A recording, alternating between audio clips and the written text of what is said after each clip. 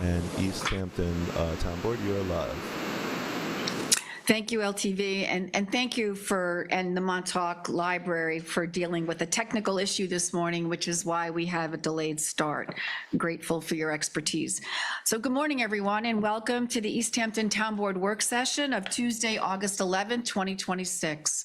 Michael, if you could please read the roll call. Councilmember Flight. Present. Deputy Supervisor Lease. Present. Councilmember Rogers. Present. Councilmember Calder-Piedmont. Present. Supervisor Burke-Gonzalez. Present. If we could all please stand for the Pledge of Allegiance.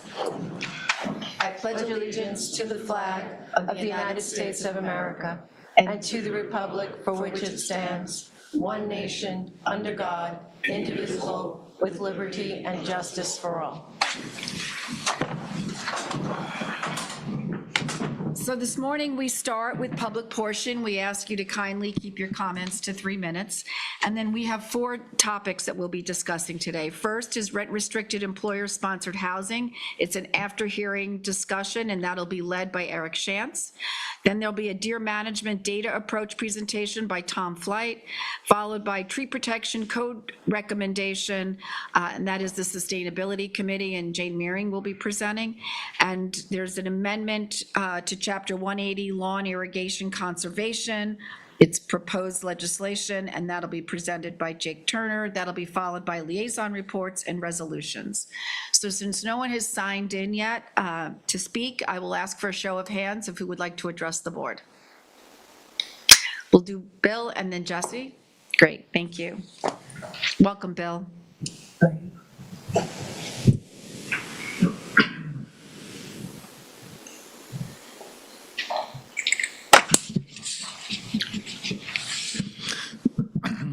Bill Crane, East Hampton Group for Wildlife. I don't know if the mic is working, but anyway. We can hear you for broadcast. Thank you. I'm here primarily to speak about the deer count proposal. I think it's a real good proposal, and I want to acknowledge Tom and Andy for their work on this and say that they've done a real good job. We've had a lot of differences of opinion, and they've helped us work together.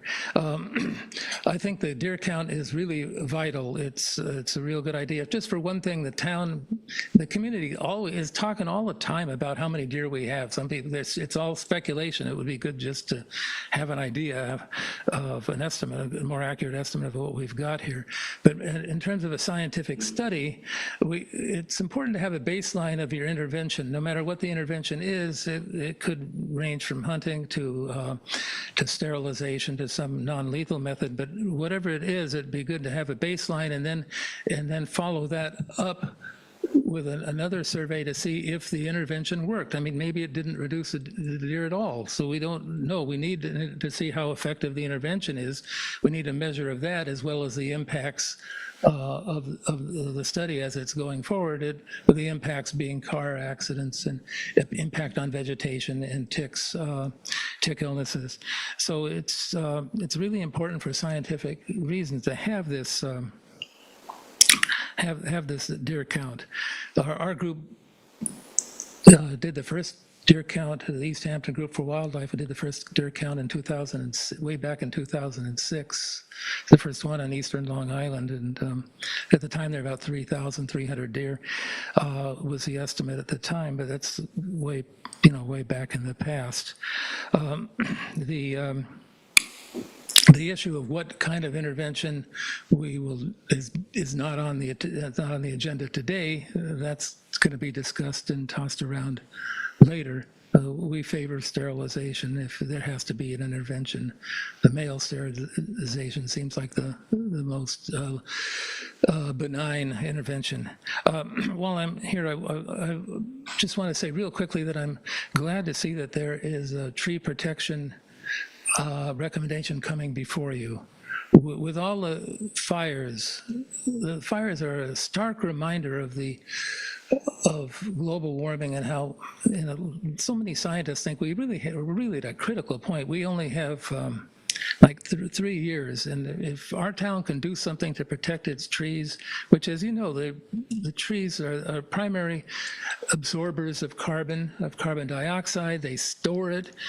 It goes into the ground if they're protected. If you cut the trees down, you add to the problem. The question is, what do we do in East Hampton with this worldwide crisis? Maybe we can lead the other way and get other communities to protect her trees and their trees. People just don't appreciate trees enough. Trees provide the oxygen. While they absorb carbon, they provide the oxygen we need to breathe. We wouldn't even be here if it weren't for trees. They provide half the oxygen of the land-based animals. Every time you take a breath, thank a tree. Thank you, Bill. Jesse? Welcome, Jesse. Hello, Supervisor and Town Board. I just have a brief announcement to make on behalf of Second House, at the corner of Second House and Montauk Highway in downtown Montauk. We have an extraordinary exhibition going on right now, but this is the last week that will be coming up. Open Thursday through Monday. Monday will be the last day, 10 to 2 p.m., and it is led by 3 amazing young women, docents in authentic clothing of the times of the Revolutionary War, and they represent the 3 hand sisters who actually lived in the house at the time. They take you through the house in the personas of the hand sisters, and it's a wonderful experience. If you haven't been there, I really recommend you make it.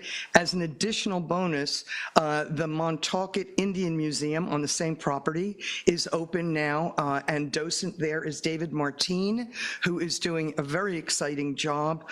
People are loving it, and so come and see Revolutionary Montauk, and then go visit David in the Montauk Indian Museum and learn something about our heritage, both native and colonial. Thank you, Jesse. And thank you to the Montauk Historical Society. Rich? Welcome, Rich. Good morning. My name is Rich Mamay. Just so everybody knows, I am co-chairman of the Nature Preserve Committee, but I'm not speaking on their behalf. I'm speaking personally today, basically as a member of the Wildlife Management Committee, formerly known as the Deer Committee. I am a hunter. I do hunt, kill deer. I give a lot of them away, what I can't keep myself, but in reference to this presentation, which we are providing today, I sit on a different side of the fence than Bill. We have had great meetings together, and we have a mutual respect in the fact that we all know that there is a problem with ticks in this community, and unequivocally, deer are the main vector for ticks.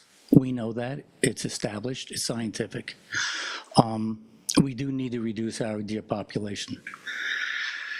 Look around. You can look at the woods. We have devastated our woods with an overpopulation of deer. It's obvious. We have, or somebody would know somebody who has a tick-borne disease. If it's not yourself, it's somebody you know. We have to take care of the deer population. My dad worked at the Ocean Science Laboratory for years, so I know science, and I believe in it. Maybe not the way Dr. Fauci did, but I do believe in science. I don't know if we have to go this extreme by getting a count. That's where I differ with Bill. It's obvious. Every year we have somewhere around 500 deer struck by cars, and it's maintaining that number, which means the population is maintaining itself. Might that be because more fences are going up and there's more deer around the roadways? Possibly. There's a lot of possible reasons. But in the end, we need to reduce the deer herd, no matter how you look at it. And it's just something that this committee has looked at and we agree on. And I think that's about it. I don't see that the money would be well spent in doing this, only because we all know there is a problem. I mean, we can come up with a number, but then we'll come up with a plan, and then how do we develop a good plan, and how do we go back? Do we do a population count every year? Is that how we're going to do it? It's something to think about, and it's going to cost a lot of money. And I don't know if the town is prepared to spend this kind of money. That's just my take on it. That's all. Thank you, Rich. Would anyone else like to address the board? Jody, is there anyone on the line? Yes, there is one caller on the line. Caller ending with 4123. You're on the air.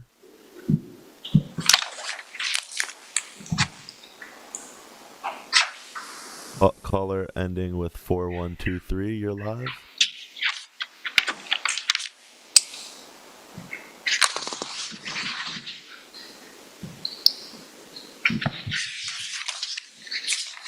Maybe they're just calling in to listen. Again, Okay. caller 4123, you're on the air.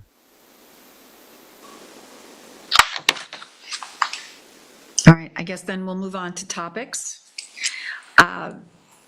Jody, there should be, Eric Shant should be in the waiting room. Yes, I see him here. Beautiful. If you could let him into the meeting, that would be great. Thank you. I'm here, everyone. Good morning. Good morning, Eric. Thanks for joining us today. Sure. So what I'm going to do is summarize the comments from the public hearing and written comments on rent-restricted employer-sponsored housing, the proposed new use to be added to the town code.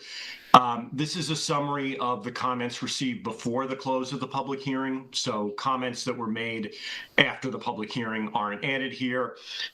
Just want to give that notice to the public. So the town board previously held a public hearing for this proposed local law on May 7th. 9 members of the public spoke at this hearing. The board subsequently discussed those comments as well as the comments of the planning board and the content of the proposed code provisions on May 19th.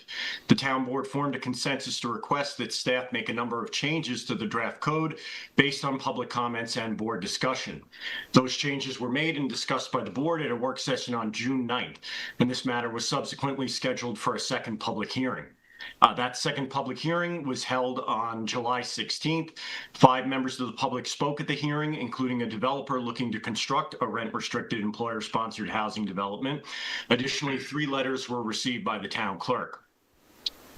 The following is a planning department summary of comments received on this proposed local law from the July 16th public hearing and from the planning board's letter dated June 22nd.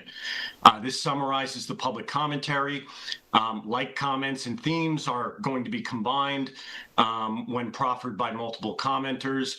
The list that I'm going to run through does not include every comment verbatim or topic presented, but does attempt to capture the substantive comments provided at the hearing.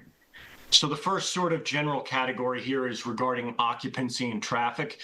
A few commenters noted that the draft local law would permit 3-bedroom units with 2 persons each, meaning that each unit could house 6 individuals, which could generate a significant amount of traffic at a site. So the planning department assessment is that the local law contains a requirement that any application for this new use will need to provide a traffic study to the planning board as part of site plan special permit application, which would be required in all cases. The planning department notes that under section, and I apologize, I had sent you a memo, it incorrectly identifies the wrong section of the town code. It says section 185, which is noise. It's section 128, environmental quality review, specifically section 128.320 of the town code, which states any action which would decrease the level of service on adjacent roadways is classified as a type 1 action under SECRA. In recognition of increased potential for adverse impacts. This is a higher standard of review. The planning board will need to review each application in the accompanying traffic study to determine if the scale of development proposed, number of units, number of bedrooms, etc., is in keeping with the standards of both SECRA and the town code, notably the site plan standards and the special permit standards therein. The next general topic was developer profit. A few commenters suggested that the local law would only enrich developers and that the creation of this mechanism in the town code will lead to more such developments due to their profitability. It was also suggested that this form of housing is not true affordable housing and that a true rental affordable housing development can still be profitable. The planning department notes this proposed new use in the town code is intended to allow for private developers to build condominium units to house employees of local businesses. And although a standard affordability restrictions are currently proposed as they relate to tenant income and rent, there is no restriction on initial sales price, and therefore the use itself would not be considered affordable housing as it's defined in the town code. The planning department notes that this use is not defined as affordable housing, and that there are indeed several distinctions between this proposed use and affordable housing as it's defined in the code. With regard to the potential for additional such developments, under the proposed legislation, this use would only be permitted on properties that are within both the limited business overlay district and the affordable housing overlay district, and there are only 2 such properties in the town currently. The planning department recommends it is prudent to carefully limit the siting of these types of developments, considering its atypical ownership model, while also noting that the serious shortage of housing in the town makes it important to have multiple options for housing workforce members. With regard to the profitability of the development model, this is not something that the planning department analyzes for any development application it reviews on behalf of the town board of the planning board. We do note that most uses permitted in the town, for example, retail, are for profit. Additionally, as noted above, this use would not be defined as a form of affordable housing. We also observe that this is a privately funded use providing a housing development that is targeted towards a market other than the second home ownership one. The second home ownership market dominates the town's real estate industry and is also for profit. Providing varying housing typologies is an appropriate planning strategy. The next comment was, group of comments was with regard to potential lack of benefit to target groups. One commenter stated that school districts cannot legally purchase and own units in such a development, excluding a group of essential workers, which are stated to be a target group. It was also suggested that local small businesses will not be able to afford the cost of a unit. And the planning department notes the board may wish to consult with council as to whether or not a school district could legally purchase a unit in a rent-restricted employer-sponsored housing development, or if there are other such restrictions that may preclude other agencies such as fire departments, the town, etc., from also purchasing and owning units. As there is no cap on the initial or subsequent sale price of the units, the cost of each unit will be market driven. The planning department has not performed analyses to determine what the market is for this type of offering, and accordingly cannot speculate on who will purchase units. We do note, however, that this is not a requirement for this exercise, as financial expectations for developments proposed is also not within the type of analyses typically performed when considering approval of this nature, that being a new use. We concentrate on the planning issues. The next group of comments was with regard to tenant protection and rights. Speaker noted that employee/tenants may be unlikely to report violations of their rights as a result of workplace incidents for fear of losing their housing. It was also suggested that a third-party management company, which would be required, should not be controlled by the owner/landlord, and that tenants should at least have a designated representative to engage the third-party management group. The planning department notes it's an intrinsic aspect of this proposed new use that employees would also be tenants and employers would also be landlords.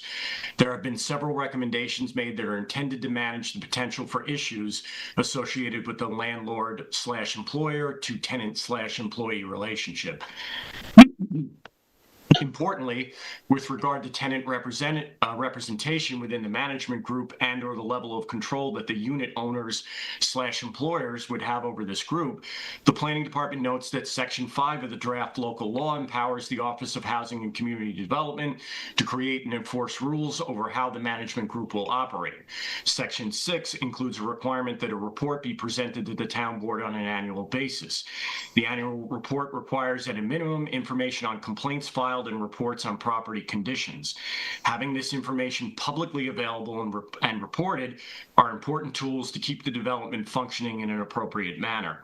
Further, the ability to promulgate rules gives the Office of Housing broad authority to structure and monitor the operation of the development. The tenants are also protected by New York state law, which provides additional tenant protections.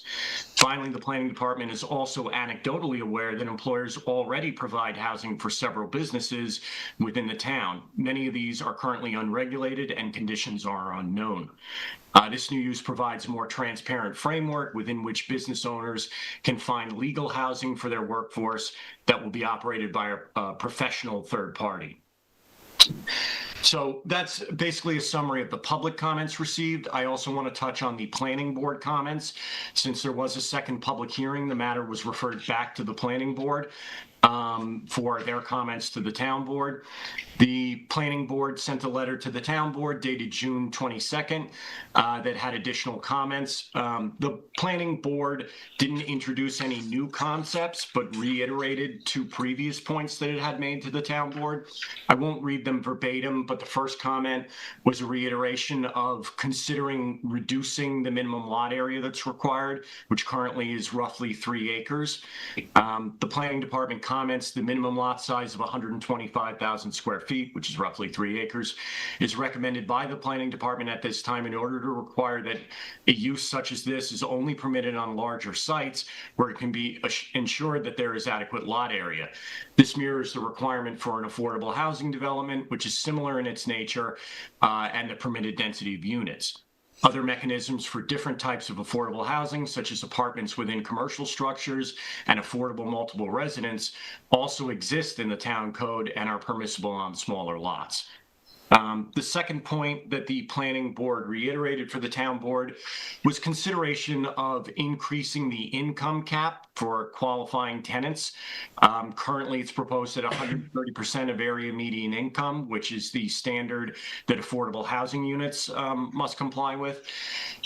So basically what the planning board was saying is there's still a gap of people of households that make more than 130% of area median income, but still can't afford housing, and the town board should consider increasing that threshold. So the planning department notes the draft code currently has a requirement that all tenants do not exceed a household income of 130% AMI.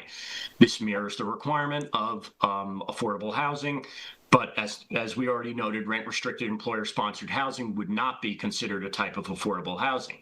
Even though this new use would not be traditional affordable housing, the planning department observes that this is an important aspect of the proposed use as it confines the housing units to being for people in need. So in other words, you should have some kind of limitation on income for families to be eligible to be tenants. The planning department does not see a need to change this provision of the proposed new use. However, we do note that there appear to be many households in the town which may have an income greater than 130% AMI, but which still cannot afford a home that would be reasonably expected to be available on the open market. The town board may want to discuss if this aspect of the draft code should be amended There at this are time, 2 participants in the conference. or if alternative means should be used to provide attainable housing opportunities for households at greater than 130% AMI. So wrapping this up, in conclusion, the board should discuss the planning board and the public's comments. Provided no further substantive changes to the draft code are required, the planning department will prepare an environmental assessment form, or EAF, pursuant to the New York State Environmental Quality Review Act, SECRA, and Chapter 128 of the Town Code. At the time the EAF is brought to the board should both declare the lead agency status, the town board is the only involved agency under SECRA, and make a SECRA declaration. Once these steps have been completed, the necessary referral to the Suffolk County Planning Commission will be sent, and their comments will be sent to the town board prior to a vote on adoption of the local law. Great, thank you, Eric. Great, yeah, of course. Thank you, Eric, for your very thorough memo as always. We've discussed this a number of times at work sessions. We've held 2 public hearings, and I think this current draft law is better because of that process. I know there have been passionate speakers on both sides in support and opposed to this legislation. I'm in favor of moving this forward. I think that we can all recognize perhaps it's not ideal for workers to be tied to their employers for their housing, but as Eric pointed out, that is currently the reality here. And it's not getting any better. It's harder and harder for individuals to find places to live. Anybody who speaks to a business owner will hear that this is one of the biggest concerns that they have, and so I think that this is something certainly worth trying.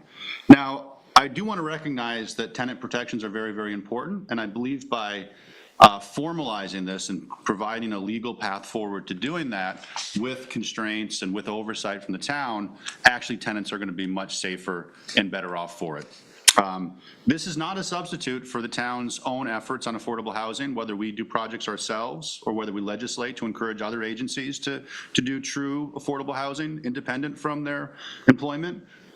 But we have a big problem here, and I think we need all the tools that we can possibly have in our toolkit to help solve it, whether that's ADUs, this, or other types of affordable housing. Traffic is, of course, a major concern. You know, as the town board, we have to make sure that we acknowledge those potential concerns and have a mechanism for addressing them, and the mechanism is the planning board. You know, a traffic study is going to be part of this. If we pass this legislation, it doesn't mean anybody as of right gets to do one of these projects. They would have to go through the studies, go through the planning board, and have a plan that the planning board determines will work. When it comes to profit, I think that there's been a lot of talk about this as well. These are not market rate units. Well, they are market rate, but the use would be entirely new. There are extreme restrictions on how much somebody could profit off of owning one of these. You can't charge very much rent, and that's why most affordable housing, I know this is not affordable housing, but the rent restrictions would be the same. Most affordable housing projects in East Hampton and anywhere require subsidies because you just can't get the money you need from the rent to support the project otherwise. In this case, the businesses will be subsidizing that because they need the workers.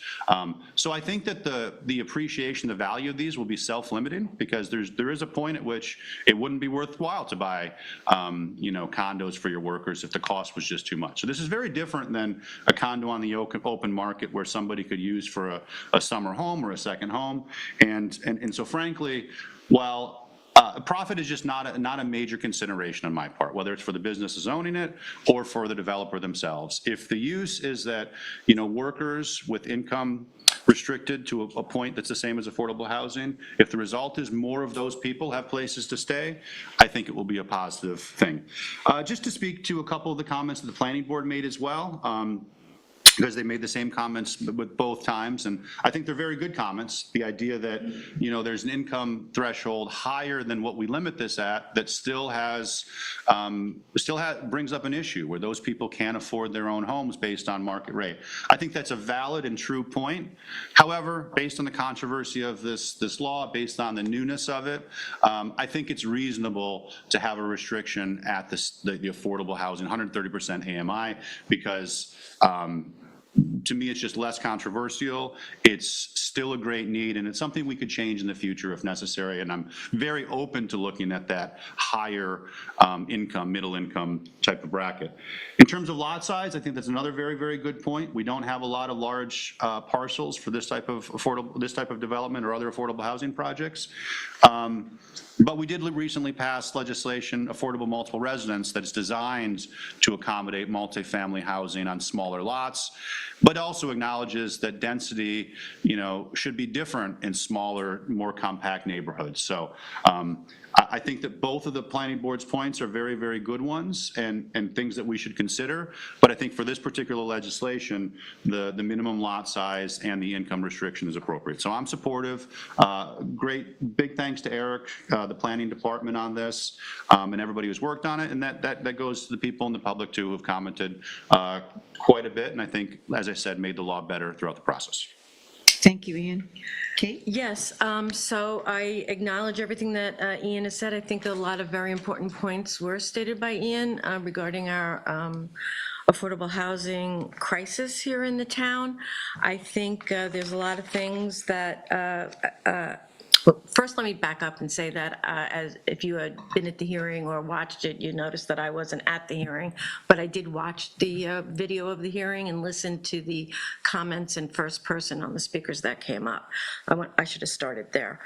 So that's the first thing I wanted to say. I think that the comments regarding a particular project, of course, when you're discussing legislation, you're not talking about a particular project, you're talking about writing a generic code for the town.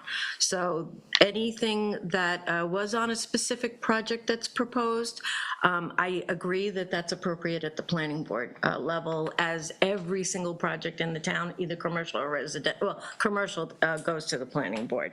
That includes traffic. I still have problems supporting this code, and I'll just quickly state the couple of issues that I have here. One is the potential lack of benefit to target groups, and for me, the target groups that are completely left out of this are the smaller businesses in town. You will have to be quite a profitable, large business to be able to afford a market rate units or number of units in this, and we are still having a very big gap for smaller businesses, mom and pop businesses that still exist in this town will not be able to afford these units.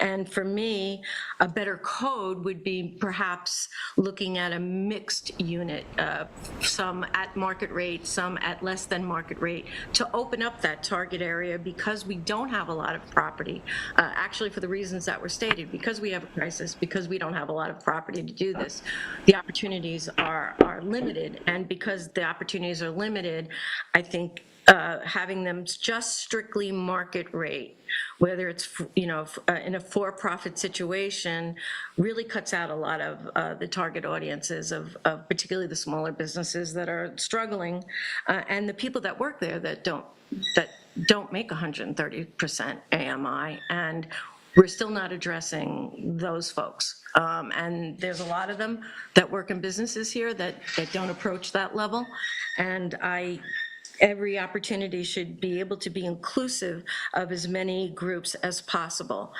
The other problem I have with is I see that, under tenant protection and rights, it's good to see that the Office of Community Housing will be overseeing a number of aspects of the project. For me, the problem is that there's no fees attached to that written into the code. So again, for a for-profit development, that is targeted at a smaller group than the affordable housing in our town is, will reap the benefits of having departments oversee these projects without any reflection of fees in the legislation.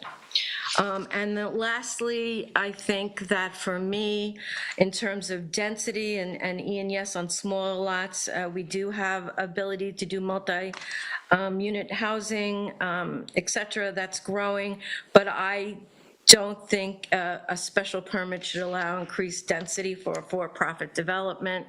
I think that it should be limited to the maximum permitted densities at 8 units per acre. To balance out the resources that will be needed for larger scale developments, and the need.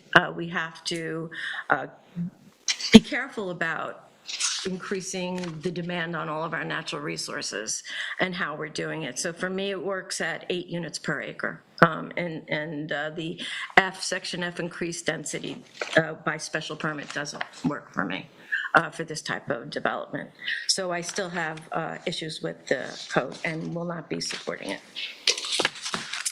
David, do you want to go next? Sure. My biggest concern here overall with this type of novel design for housing in the town of East Hampton, it was the tenants' rights and being advocates for the tenants themselves. As has been noted, this has been happening in the town of East Hampton, in which which business owners end up being property owners and end up being landlords to their staff. It's been extremely common, but again, it's something that is not regulated, and I think the tenants' rights here has come a long way since any type of first draft that the town of East Hampton has seen on there then too. As far as where this might be happen in the town of East Hampton, by putting the LBO onto this draft legislation, the draft legislation limits it tremendously to 2 locations on there. The locations that have been known to be in an affordable housing overlay district for decades now, if not maybe 30 decades, and known. So those AHO designations are put onto locations back in the 80s, and some of them lasted through upzoning in 2005, on locations that are multimodal, locations where there is known heavier traffic and known increased density. Part about that is that by putting the safeguard of the LBO on this type of novel design on there, it limits where it can go. And the limiting agency, and I want to make sure that there's no workaround on it, that the town board is the only agency that could actually change any type of, they can't be waivers at a zoning board of appeals. It has to come back to the town board on there. It's not fair to the town board to try to make changes here to zone this type of zoning, and it can be done in some place, some other agency can do it. So town board has to be the lead agency on it. As far as some of the concerns about traffic on there and the size of the development on there, either with a special permit being from 8 to 12, I am willing to move forward on this legislation and through a special permit, through the review of the planning board, because that's where traffic's going to be looked at. Most of these locations can have multiple apartments, sorry, not apartments, bedrooms in their apartments. They could already have 6 cars if they needed to, or that many individuals living in these properties. This is all going to have to be vetted out. And some of what the fear has been out there potentially about certain locations, it's a known aspect of an AHO designation on these properties. And what is best in the design of the parking, best design of the traffic, that would be vetted out during an application. I say this a lot. The worst effort is no effort. And in this situation right now, I think we have to be able to look to try to create and invite funding sources and also initiative from outside of what has been traditionally done in the town of East Hampton. And if enough safeguards can be put onto it, and I think there is enough in here right now, I'm willing to move this forward and see how this goes within the limited locations that it can be done. And Ian, I agree with a lot of the comments you already said, so thank you. I'll jump in. I mean, look, the history of this goes back, and David, you've lived here longer than most of us. I first came here in 1999, and it was a very different place back then for employees who came out here to work or who worked out here year-round.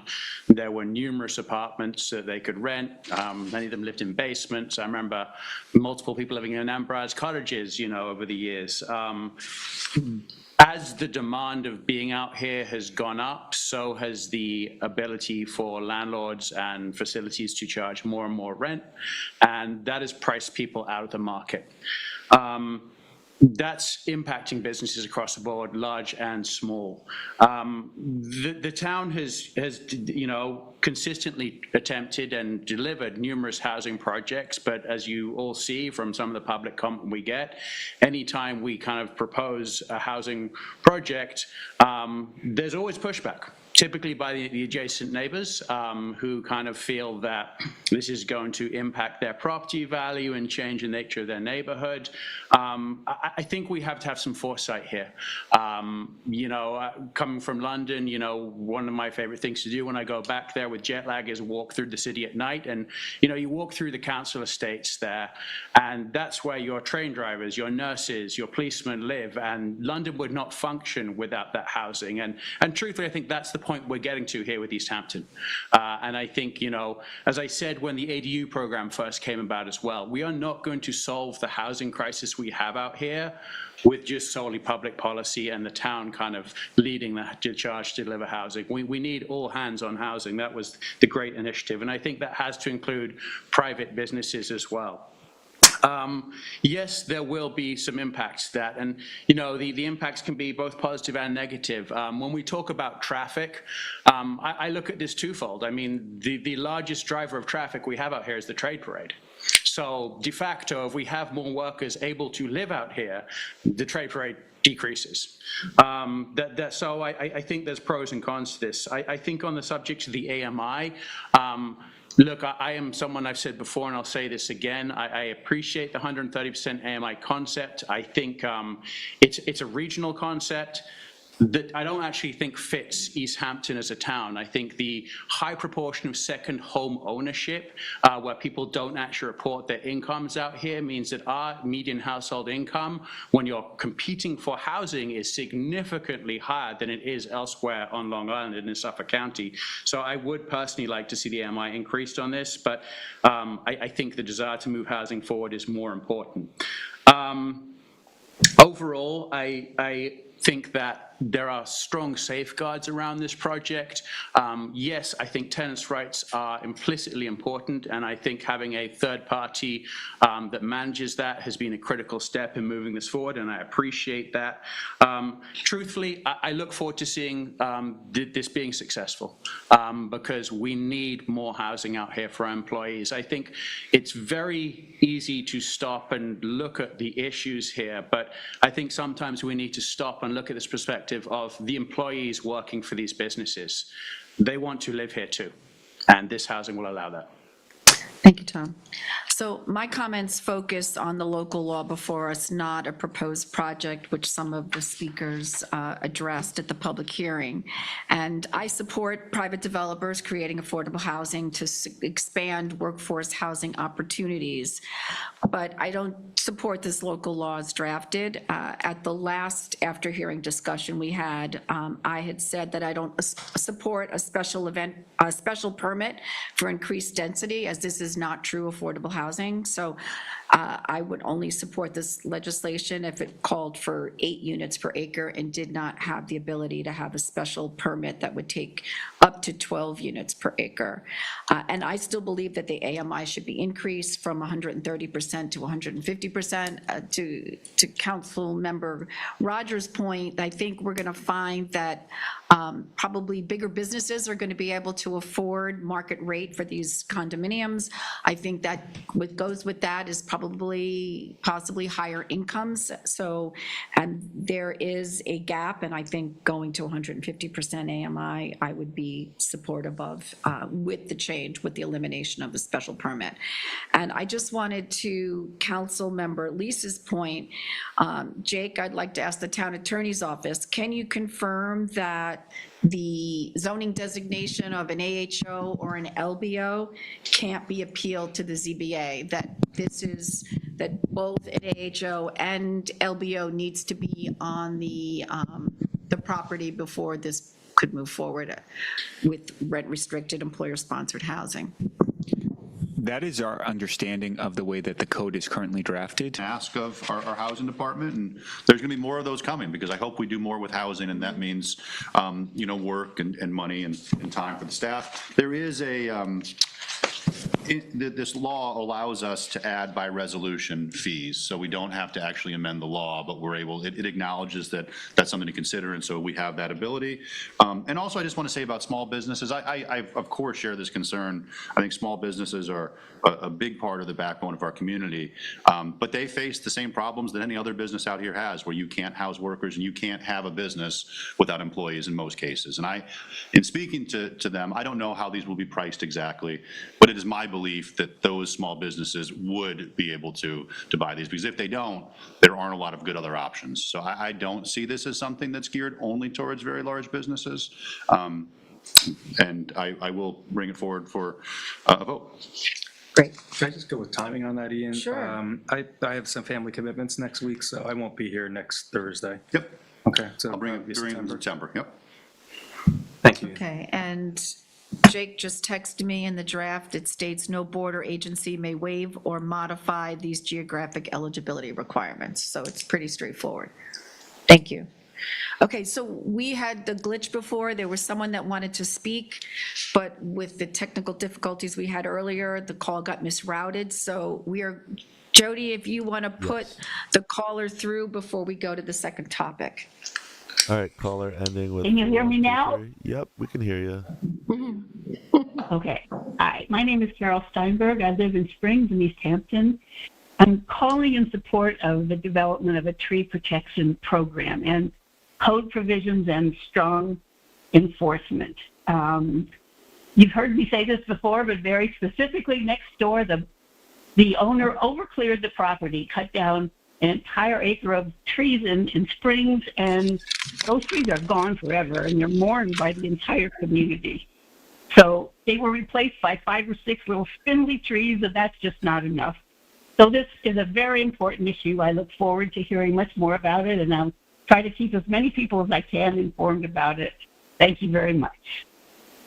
Thank you, Carol, and thanks for your patience. Okay, so now we're back to the agenda. And Tom, do you want to present on deer management data approach? Yes, thank you, Kathy.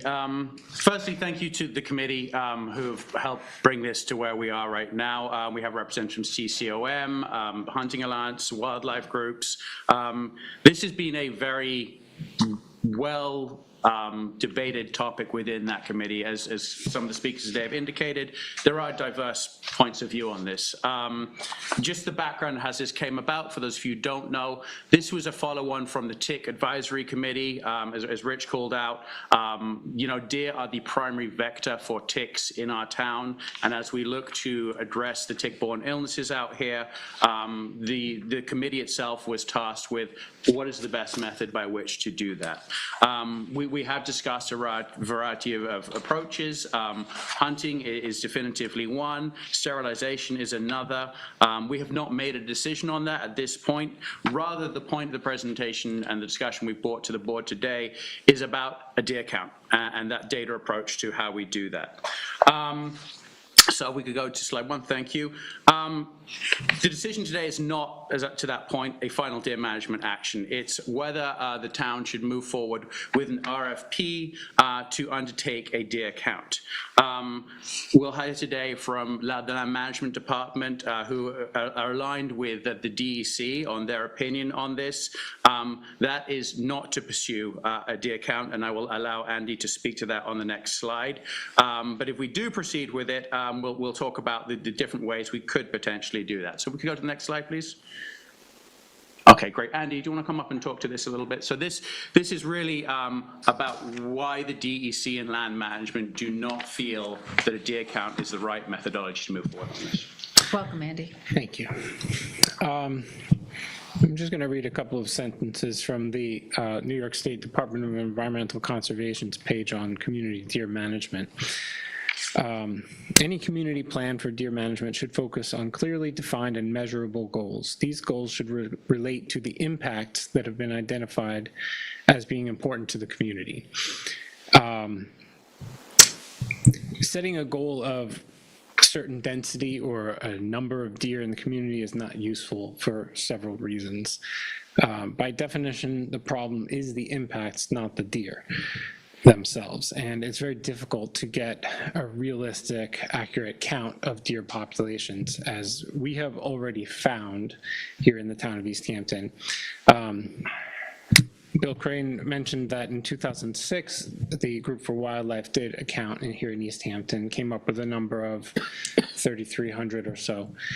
In 2013, our town passed the deer management plan in the town of East Hampton, and at that time we did a count of our own.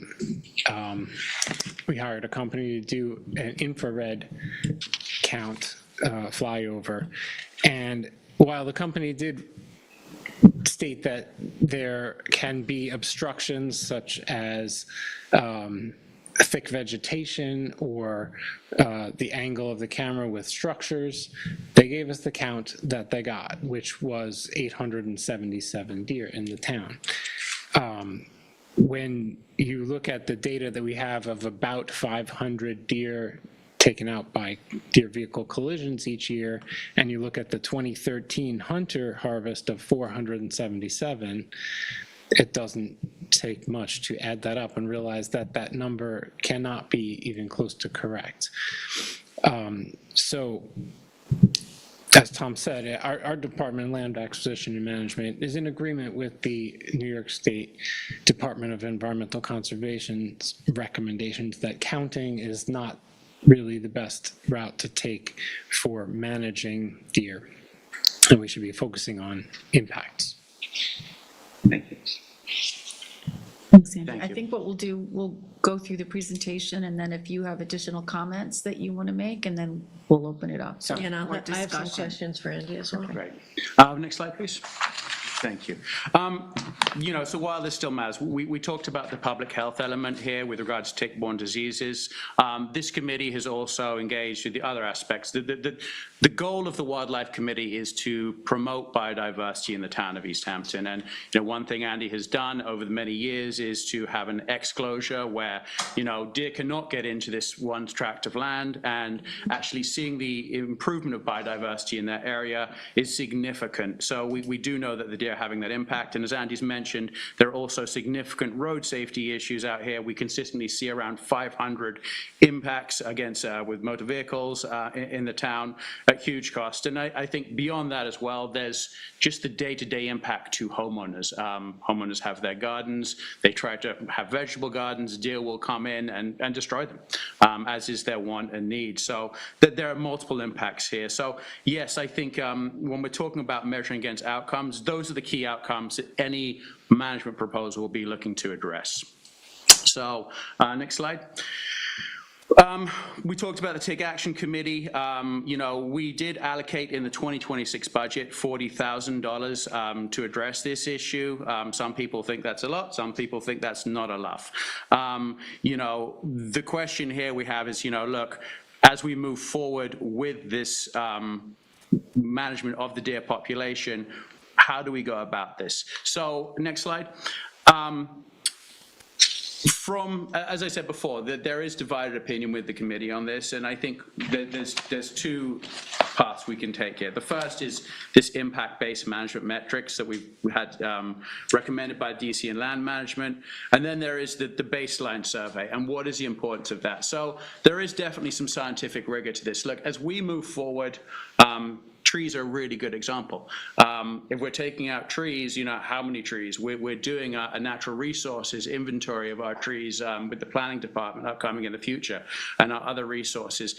Understanding what impact our actions have on our natural resources is critical. And for me personally, and I think for many members of the committee, I see deer as one of our natural resources. When I'm driving home, yes, I'm terrified that that deer is going to jump out in front of my car as it has in the past, but I also love living somewhere where I see deer on the side of the road. I think it's one of the nice things about living out here. So as we look to take action, how do we ensure that our actions are the right ones? And so the concept of the count here is really, for many members of the committee, this baseline survey. Yes, it would be something we would have to repeat on an annual, potentially, or 3-year or 5-year basis to kind of ensure that our actions are not overly depleting the deer population out here. So it's one of those two options for the board at this point. Do we move forward with a deer management program that really is more about impact-based metrics, or do we have a baseline survey against which we're measuring our actions? Next slide, please. So we talked briefly about the different deer counts we've done. I think that's the first thing that we have to understand as we do move forward with this. Any deer count we do is an estimate. There is no way to do a literal census of our deer population. That is one of the reasons we saw very different deer estimates when these have been done in the past. The methodology by which this is done, I think, is the most thing. Like, if we are going to adopt a deer count, the methodology has to be consistently the same. That way you're understanding your impacts. So the goal of doing the estimate here is, a current baseline with an estimate and confidence intervals, hotspot patterns by habitat, especially with the residential interface, repeatable methods, as we've mentioned, and then a better public understanding of the uncertainty. I know we receive correspondence from many members of the public as to this count, that count. Understanding that no count is going to be perfect. It's more about the methodology for that baseline. And I think the other piece here is that, look, yes, we have vehicle collisions, vegetations, and tick metrics, but this is a complement to those as well, because while we have identified through the Tick Action Committee and Suffolk County Board of Health that deers are the primary vector, if we see a big reduction in the deer population and there's no change in those, then perhaps something else is the issue. So if authorized, what would the methodology we recommend be? It would be a distance sampling spotlight survey. Next slide, thank you. So with this, we would look to do an RFP that have a professional survey that does a raw, is more than a raw count. It transects with locations, odometers. It gives group sizes. The timing of this is such that it gives bucks, does, and fawns the ability to be counted where possible. We would be recording observation angles, habitat, and confidence notes. The reason for doing it this way is that it's the best methodology that would account for the deer present but not detected. Obviously, we're not going to be able to see all deer, so we have to project that estimate from the baseline we're seeing with different confidence intervals. It would be repeatable across future years. And look, I would say while New York State, DC, and land management is not supportive of this methodology, it has been used by New York State Parks. Tim Watson, who is on our committee, actually kind of highlighted this methodology to us from a previous employee he had at State Parks as they were looking to address the tick issue. Next slide. So timing, any deer count you do, I've had to learn this, it's actually very seasonal, which is one of the reasons we want to kind of get this moving forward if we do move this onwards.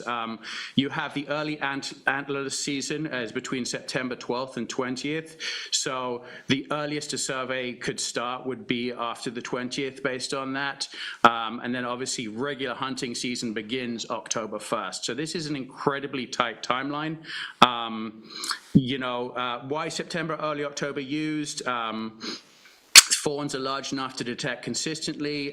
Bucks are identifiable antlers. Conditions are typically more workable than you'd see the rain and the snow in the winter.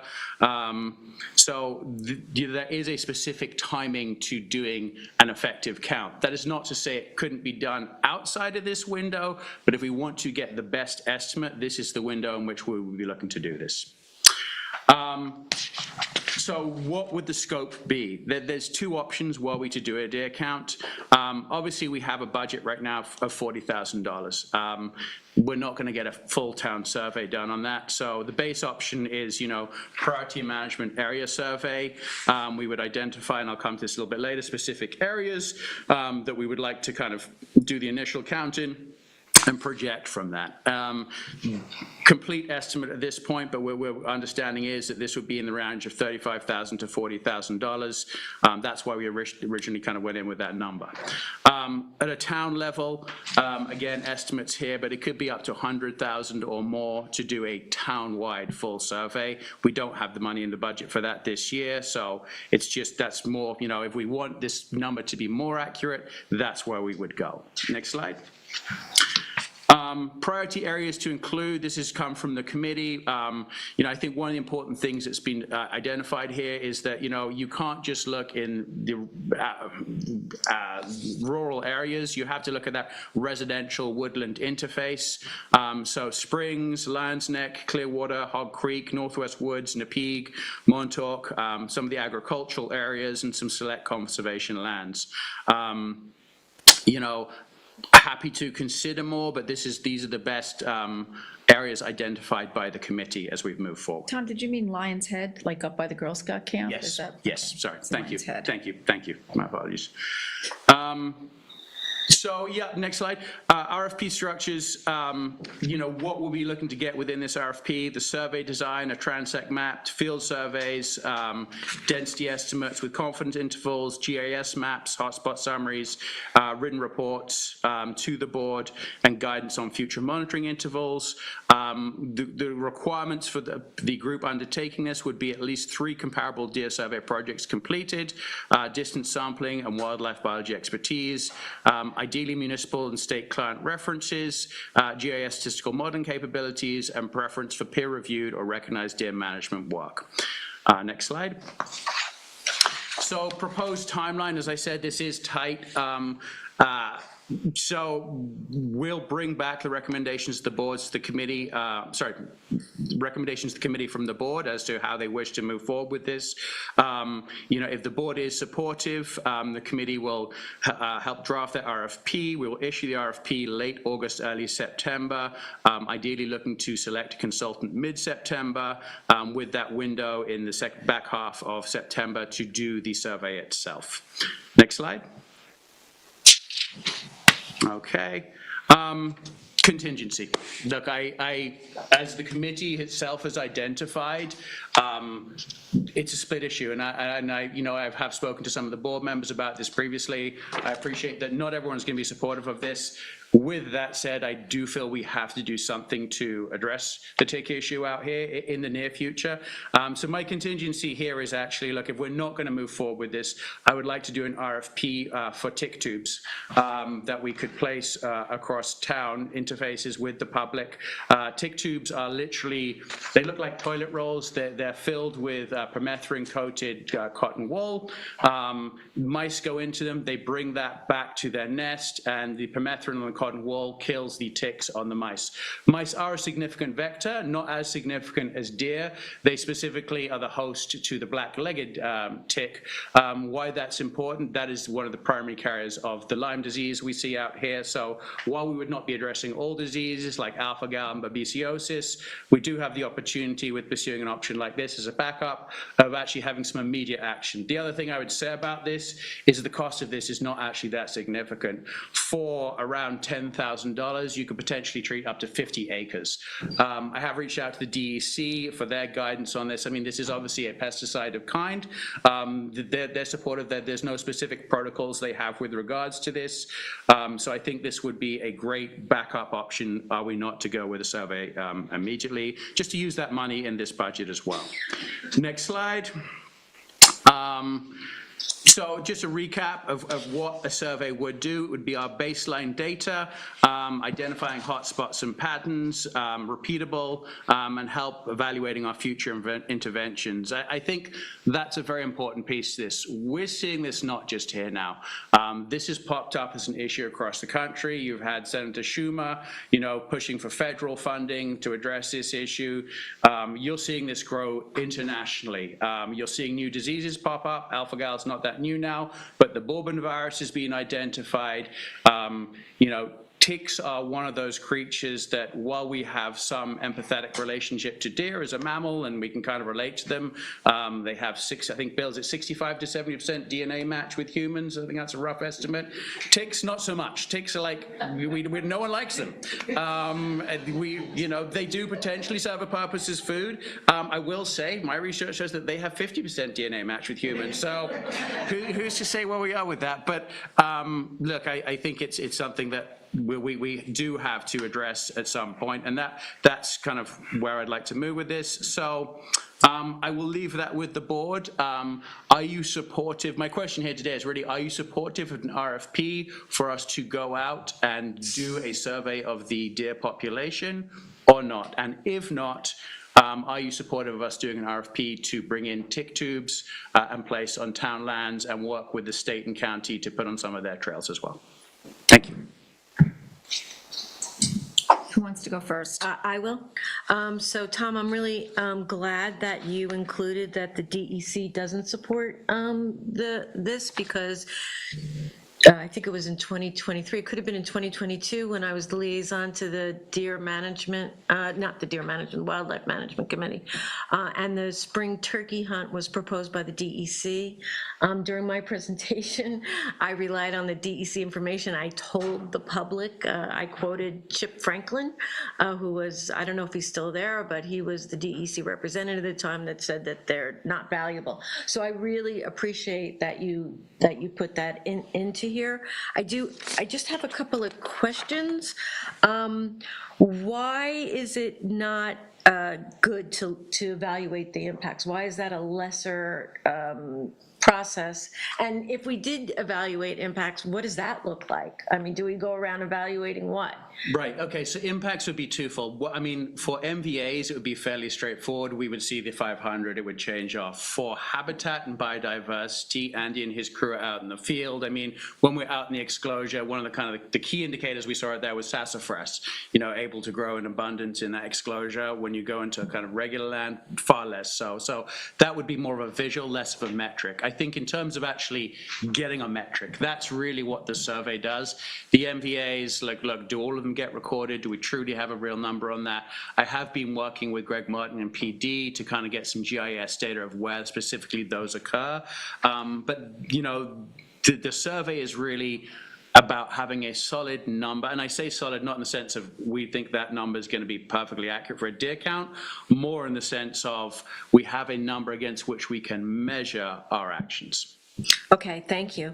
And also, then we do the survey, we have a number, and then what are we deciding? How are we using the data that we're collecting? That's a really good question.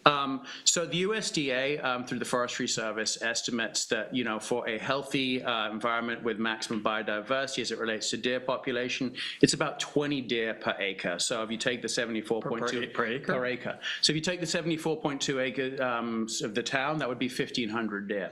So, sorry? Square mile. I apologize. Thank you. Sorry. Thank you. 20 Sorry, deer guys. per square mile. Square mile. Thank you. Sorry, guys. Yeah, I didn't even catch that. I was with you, Tom.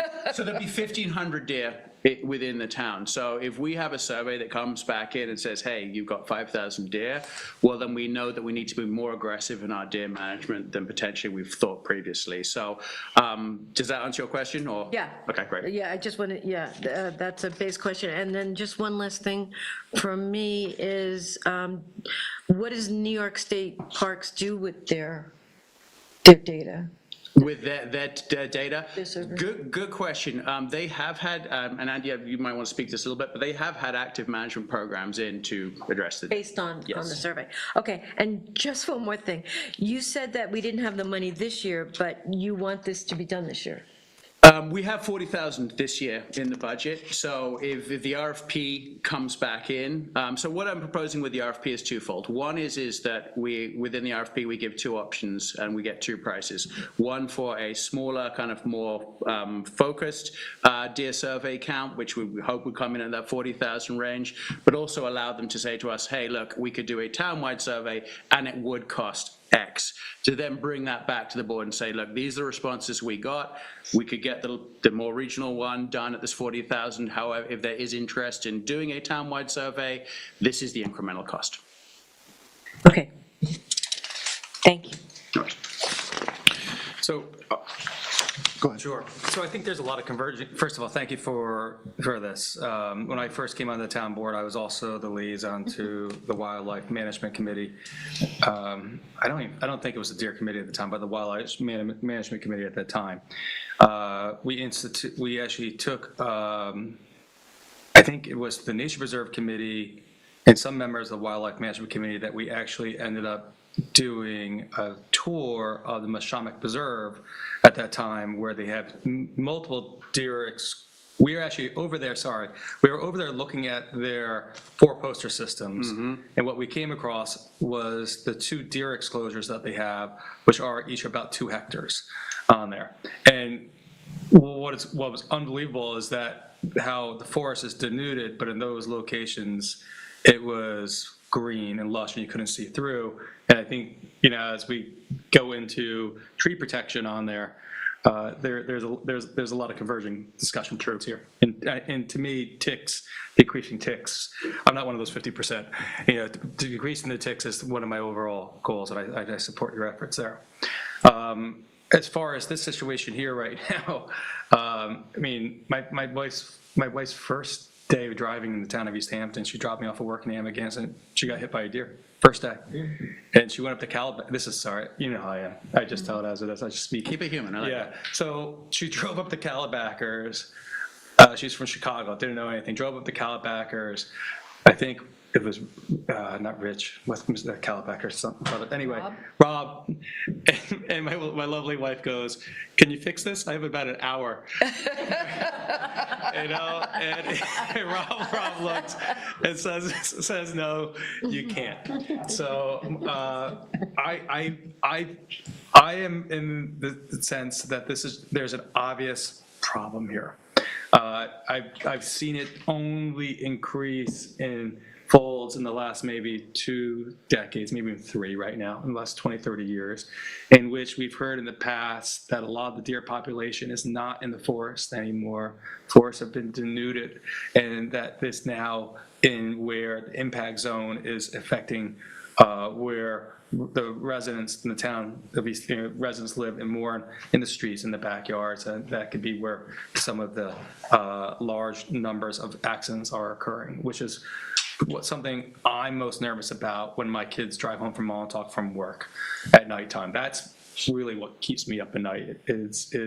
My wife's hit 3 deer. I had a deer hit me in a town car in the back corner panel on the way out here.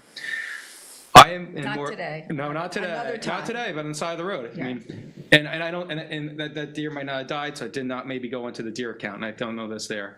I'm more looking long-term on here. I want to get to that long-term effect now. I would be more interested in expending money to go not to the metrics what we're using, but the impacts we're using, and to see what our options would be about actively decreasing the deer population right now. And by actively decreasing the deer population means it could be cull. I'll say, and I've said in the past, I would support those aspects of it then too. I would rather see money spent to start designing the next step, because to me, this is something that is just, it's obvious to me. I know we might want the numbers to see the baseline. My baseline is, I've only known East Hampton for 50 years, and it's only gotten worse in the last 30 years. It only gets worse. I could probably go onto my security cameras right now and see deer in my front yard. They're actively, and they're not making for the health of the residents, as far as tick-borne illnesses, from the public safety of driving on the roads right now. It's unfortunate what's happening. And then for the safety of the deer and the health of the deer, if we're looking at, what is it, 50, you said 20 per square mile? It's 1,500 deer for the town. 1,500 deer for the town, and we're already taking out, through harvesting, that half of that for the health of the deer. We're not at a healthy deer population. So I'd rather personally use this money, tick tubes, sure, no problem, but also to move forward to try to hire a professional, put us on track for the next active discussion that we have to have for taking a more stronger approach to the deer population, in my humble opinion. I appreciate that. And the one thing, thank you for bringing up 4-poster program, because a lot of people, especially in the public, have talked about that. That is something the committee reviewed extensively. It's not something we support, and actually it's not something the DEC truthfully supports at this point. There are 2 reasons as to why, primarily, and most municipalities are discontinuing. It's the cost. Realistically, both in terms of manpower to manage these and the sheer amount of feed required to keep them functional. North Haven has been successful with them, but they have a very different geography to us. There are significant DEC restrictions as to how and where you can place them. We don't, as a committee, don't see that as a viable methodology on the whole. I agree, and I wouldn't support them either based on that. But at that time, I think Zach Cohen brought us over there, however many years ago. We wanted to see what it looked like, and that's what we heard. Right. Yep. No, absolutely. And look, I'd say Shelter Island has got a very different and active deer management program. We did have Buzz Payne come out. He manages their management program. They do have active hunting on there. They have a program where that meat can then get donated for the food pantries. Yeah. That is just a possibility we've discussed with this committee as well. But we're not at that stage yet, and we have to find the right path for them. Yeah, and I think some of the discussions in the past was potentially to use this funding line to hire a go-between between the hunters and land property owners. I think John Rochetta was one of the names put out in the past. He actually came to one of our meetings too, and he gave a very informal survey. And I will say this about John. I mean, like, yes, he hunts deer, but he respects, as do all the hunters out here, Rich, I would say, they respect the deer immensely. Sure. And I think that's huge. One thing John did say is that, like, look, in order for this, if that is the path you choose to take, for it to be successful, you do have to have broad town consensus. And I think that's one of the most important things about this discussion and the committee is like, yes, we have diverse opinions, but we consider those opinions, we add them, and we talk them through. They don't always land where we want them to, but in terms of moving this forward, it has to have that open discussion and forum. Thank you, Tom. Yeah, I think, I think anybody who lives here and pays attention recognizes that there are more deer than is healthy for anybody, for the environment. I can say in an agricultural sense, you used to be able to grow all sorts of crops without a deer fence. Then you could only grow certain crops without a deer fence, and now you can hardly grow anything at all. They eat potatoes, which they never did historically. I think the same is true of landscaping. There are plants that are deer resistant everywhere in the world, it seems, but not here. Because there are so many deer out there. I think if you just walking around, you notice the understory of our forest is decimated. And of course, all of those things are problems, I think, that come from too many deer. But the point I think that brought Tom to bring this up is our ticks, and ticks are a major concern out here. I don't really walk in the woods in the summertime because of the impact. It's just amazing how many ticks are out there. So I think we have a deer problem. Tom, I reached out to you before. I'm skeptical of a deer count, just based on historically the numbers. 877 deer is wildly an underestimate, and whatever the number is, there are certainly too many deer. So I share Dave's opinion of going right to how do we control the population? What are the best ways to do that? And I'm not an expert. I don't have an opinion, but I think our money would be better spent on going to what we know the result is going to be. I also appreciate Andy Gates's comments about looking at impacts and, judging our actions by, are we reducing the impact? Of course, nobody, me included, dislikes deer. I think they're beautiful animals and I respect them, but, ecology has to be in balance, and right now we are not. There are just too many deer out there, and they're having great impacts on human life and nature and everything else. So I would not be in favor of a count, but I would be in favor of taking action to control the population. Thank you, Ian. And Andy, I had said I was going to have you come up before we discussed. I don't know if there's anything you want to add to the conversation, and then I'll close it out. Thank you. I just want to address one thing that Kate was mentioning about the impacts, and I just respectfully, Tom, I disagree about the fact that the vegetation data is really just for looks and that you would be able to see difference. I have personally been compiling vegetation data in plots that are GPSed from Wainscott to Montauk for 12 years. So I think we have something that we can lean on as scientific data showing the impact that deer herbivory has had on our local native woodlands, and we're not seeing the forest regeneration that we should.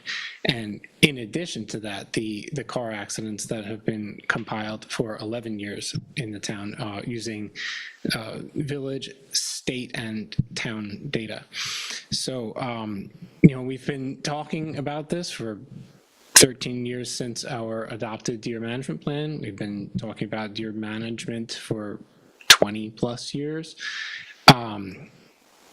I think we are in a place where we do have the data to start taking some aggressive action. Thank you. And sorry, my apologies. Just I was talking about exposure visually, but you're correct. There's a ton of data you have compiled. Yeah. So Andy, because I concur with my colleagues here that there is a deer problem and we need to take action now. And, we try. I remember I was following the town board closely in 2013 as I was running for my first town board seat then, and the conversations back and forth about the deer count that came up with 877, when in 2006, you said there were 3,300, which if you use the numbers right now, that the sustainable level is 20 deers per square mile or 1,500 deer. In 2006, we had twice the sustainable level. So what would, how would we bring the deer population to a sustainable level? I know David mentioned John Ruchetta, is that the name? He spoke at the committee. Is that a program that you would recommend? I mean, we have $40,000 in the budget for this year. Yeah, I would love to bring John Ruchetta back in to discuss that. I think that his program was something that is a nice in-between of not doing anything and talking about bringing in sharpshooters, for a cull. People don't want to hear about that. And his program was basically vetting individual hunters during hunting seasons, possibly applying for nuisance permits for deer on town properties or private properties, and really having an eye, a focus on where the deer are moving and when, and taking some aggressive action that way. So, And then the deer could then be harvested for food pantries, for food banks? So that's something we've been exploring. It's more challenging than I would like. The refrigeration and the quality of the meat has to be done. The other option we're looking is if we could work with a pet food processor as well. So that way, at least it's not lost as product. More discussion is needed, obviously, to get to that point. And then I know you've made presentations in the past about this 12-year study that you're doing. When was the last time you presented here at the town board level? Do you recall? 2023, I believe. On the town website can be found my my write-up of the data up till that point. So is it time for you to come back? I could add a couple more years. Okay. In September, I will do the vegetation measurements again. Okay, so maybe in fourth quarter, you could come back and give us an update on that. So does the board support Andy pursuing someone like John Ruchetta? I just need a little bit more. Maybe you could bring that presentation back or just give us some more information about what program you're talking about. I know you spoke about it before, but I have to go back and refresh my memory on it. I'm not opposed to counting the deer. I just want to know that anything we're doing, there's a scientific basis for it and a way to do it. And then, again, we come back to what are we going to do with the information? And how are we going to make decisions based on it is still a question for me. And then the comment about Tom's contingency was tick tubes and mentioned that it's a pesticide. Is there any, is that something that's widely accepted? Is that something if we pursue it, we're going to get pushback because we're using pesticides, just so I understand the landscape? Yeah, I mean, my personal opinion, that's usually something that people do on their personal properties. You get a dozen of those tubes and place them around your own property. So I'm not sure if that's something that makes sense on a wide scale across the But I would say it's better than blanket spraying your property. I agree with that 100%. It's also important to note that that is targeting black-legged ticks only, not Lone Star ticks, which are the primary ticks we are seeing here in East Hampton. They're not affected by it? They don't target mice. It's just black-legged. Those are targeting And mice. just the feedback from Leslie Lupo and Joyce Rodler at the DEC is that for the tick tubes, pesticide applicators would need to be certified in Category 8 Public Health. If the application were taking place around structures, they'd need to be Category 7A Structural Pests. But just as long as you're following the guidance on the tubes, then they deem them as safe for use. Okay, so it looks like there's a little bit more. Yeah, I just say in terms of John Ruchetta, I mean, we briefly discussed when we came in, but if we were to pursue that as an option, what would be the most effective timing in that realm to go out and do that? Or is it year round? Well, I would love to, if we're getting to the point where we're a little more serious about taking this route, I'd love to invite him into, at least to our wildlife committee, to do a presentation. He could speak to that. I think he'd be looking at, obviously, during the winter season for hunting time, but as well as nuisance permits throughout the year. Right. And this is a specialized service that he offers. It's a professional service. Yes. It's something that Jake, my understanding, and we'd have to talk to Jeannie Caros in purchasing, but because it's a professional service, it's something that we could waive the RFP process because it's such a, narrow targeted, it's my understanding, something like that. Okay. So we'd have to check that too, to make sure that we could. And I would expect that he would be recommending a multi-year program. This is not, you could do a reduction, but there needs to be some follow-up maintenance, of course. Okay, and that would be something we would need to know soon, because it's going to be part of my liaison report that we're in the middle of the throes of doing the 2027 budget. It's due at the end of September. We're 2/3 of the way through meeting with all the departments, so if this was a multi-year, we would need to know what those numbers are for budgetary purposes. And then again, for me, if we're not doing a count and we're doing impacts, then, you have the study.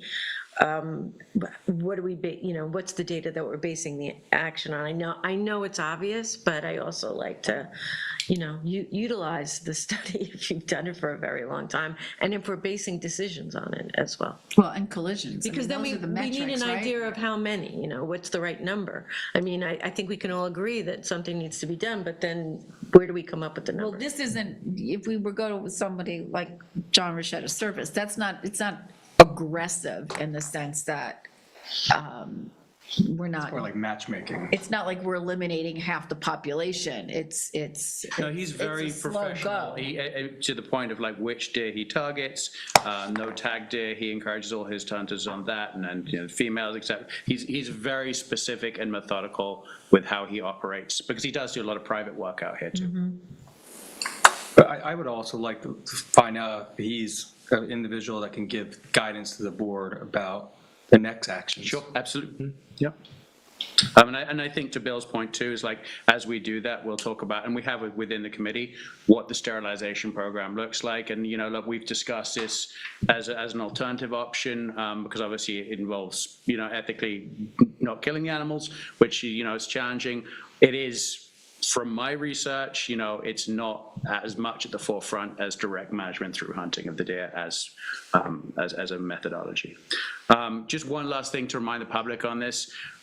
They're often, going back to Dr. Campbell's presentation for the tick committee, this is the time of year that they're not, but chiggers come out. So it's the tick larvae. They are incredibly aggressive. If you are going on trails or long grass, please wear long pants treated with permethrin, because you do not want to encounter them on your. Why don't we you want to?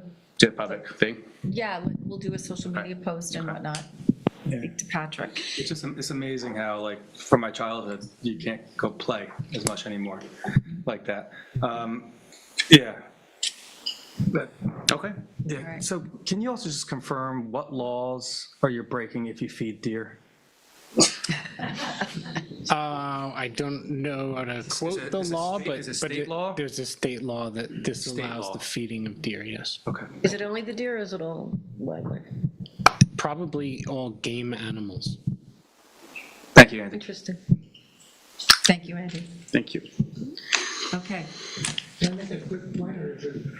can bring it to me, Bill, at any time, and I will bring it to the board. Sorry, it's just public comment has been done at this point. Thank you. With the technical difficulties, we're running behind schedule here. Okay, so now we're up to our third presentation, and that's the tree protection code recommendation. And Jane Meering is here on behalf of the Sustainability Committee. I don't know, Kate, if you Yeah, I'm just going to do a quick introduction on this. In September, last year, on September 16th, the Sustainability Committee presented to the town board and the community a comprehensive and very detailed report on what's happening with our trees and some recommendations. I will say that bringing this type of recommendation for a code forward is because everywhere I go, every committee I go to, people are very upset about the clearing that's going on in the town. That being said, I don't want to take up too much time, but I do want to introduce this by reading a email that another member of the Sustainability Committee wrote in to all of us from Gloria Frazee. So I'll just read this quickly. One of the reasons I love East Hampton is that I get to step out of my front door and take a walk through the beautiful scenery. But over the past few years, it's felt like every few weeks you turn a corner and there's a big empty hole where a tree grew tall. When we cut down a big tree, it's not just the pretty view that we lose all the ways that the tree contributed to our neighborhood and our health. On hot summer days, it kept the street from superheating, and we've had lots of scorches this summer. It filtered drinking water and absorbed hundreds of gallons of stormwater so our basements didn't flood and runoff didn't carry surface pollutants into our oceans, and we're seeing a lot of downpours. That tree sheltered nesting owls that kept rodent populations in check, including the white-footed mice that carry tick-borne diseases. The single screech owl family on my block dispatches 4 to 7 mice or voles each day. That's 1,500 to 2,300 a year. Besides cutting down their homes, we're killing owls with rodent asides and glue traps. Imagine going out to get food and getting caught in a glue trap so you and your chicks slowly starve. Native trees and shrubs also provide food and shelter for about 90% of our native caterpillars, which local songbirds need to raise their chicks. They can't eat seed, and a single nest of chickadees needs 6,000 to 9,000 caterpillars to survive. There are no substitute brands or bugs. Ask yourself, how many caterpillars have you seen in your yard this year? How many birds? So losing one mature tree doesn't cost us just shade, and unravels a web that took decades to build. When a mature tree is wiped out, you can't just plant a few small saplings and pretend everything is hunky-dory. It takes decades for puny trees to come into their own. Nobody is suggesting that homeowners shouldn't be able to manage their own land, prune a dangerous limb, or take down a diseased tree. This isn't about micromanaging the 63% of East Hampton that is privately owned. It is about basic common sense accountability before entire lots are cleared, before we destroy our town's greatest resources and our own health. Currently, town codes leave trees at risk. For a builder, taking down a single tree on a lot is often the easiest path, and a small fine is simply written off as the cost of doing business. If you haven't been out behind the recycling center recently, you'd be shocked by the mountains of mulch and trees waiting to become mulch. Staff told me that between tree clearing and winter storms, the dump passed this year's total tree volume in May, and the trees keep coming. The Sustainability Committee and Jane are about to present a sensible path forward. I'm not saying that we need to save each and every tree. I'm asking you to draft real tree protection code with input from our extended community of homeowners, builders and architects, arborists, and enforcement officers. Together we can come up with a strong, workable code. Look outside. This greenery, these trees are so beautiful, and they protect us in so many ways, and it takes us to protect them and all our young ones, including kindergartners and fledgling chickadees. Thank you. Thank you, Kate. Jane, you're teed up. Thank you. I certainly am by some of the best. So I'm Jane Meering, and I'm here on behalf and representing our East Hampton Town Sustainability Committee. I'm here by myself today, but I'm not alone in this. I think a number of the other members tried to call in, and I don't think it, because of the difficulties, they've also added some letters, but I have the honor of presenting this to you today. So next slide, please. Last time when we were here in September, I had a couple quotes I started out with, which I thought was fun. I left them in, but I added a couple more that I thought it was great. I love the first one. A tree is a wondrous thing. It offers shade to even the axemen who destroy it. And then this other one I think is really important mindset making. We affirm that trees are not merely a backdrop in our community, they are indispensable allies. And I think really thinking about the role that it serves is always important when we start talking about a code like this. Okay, next slide, thank you.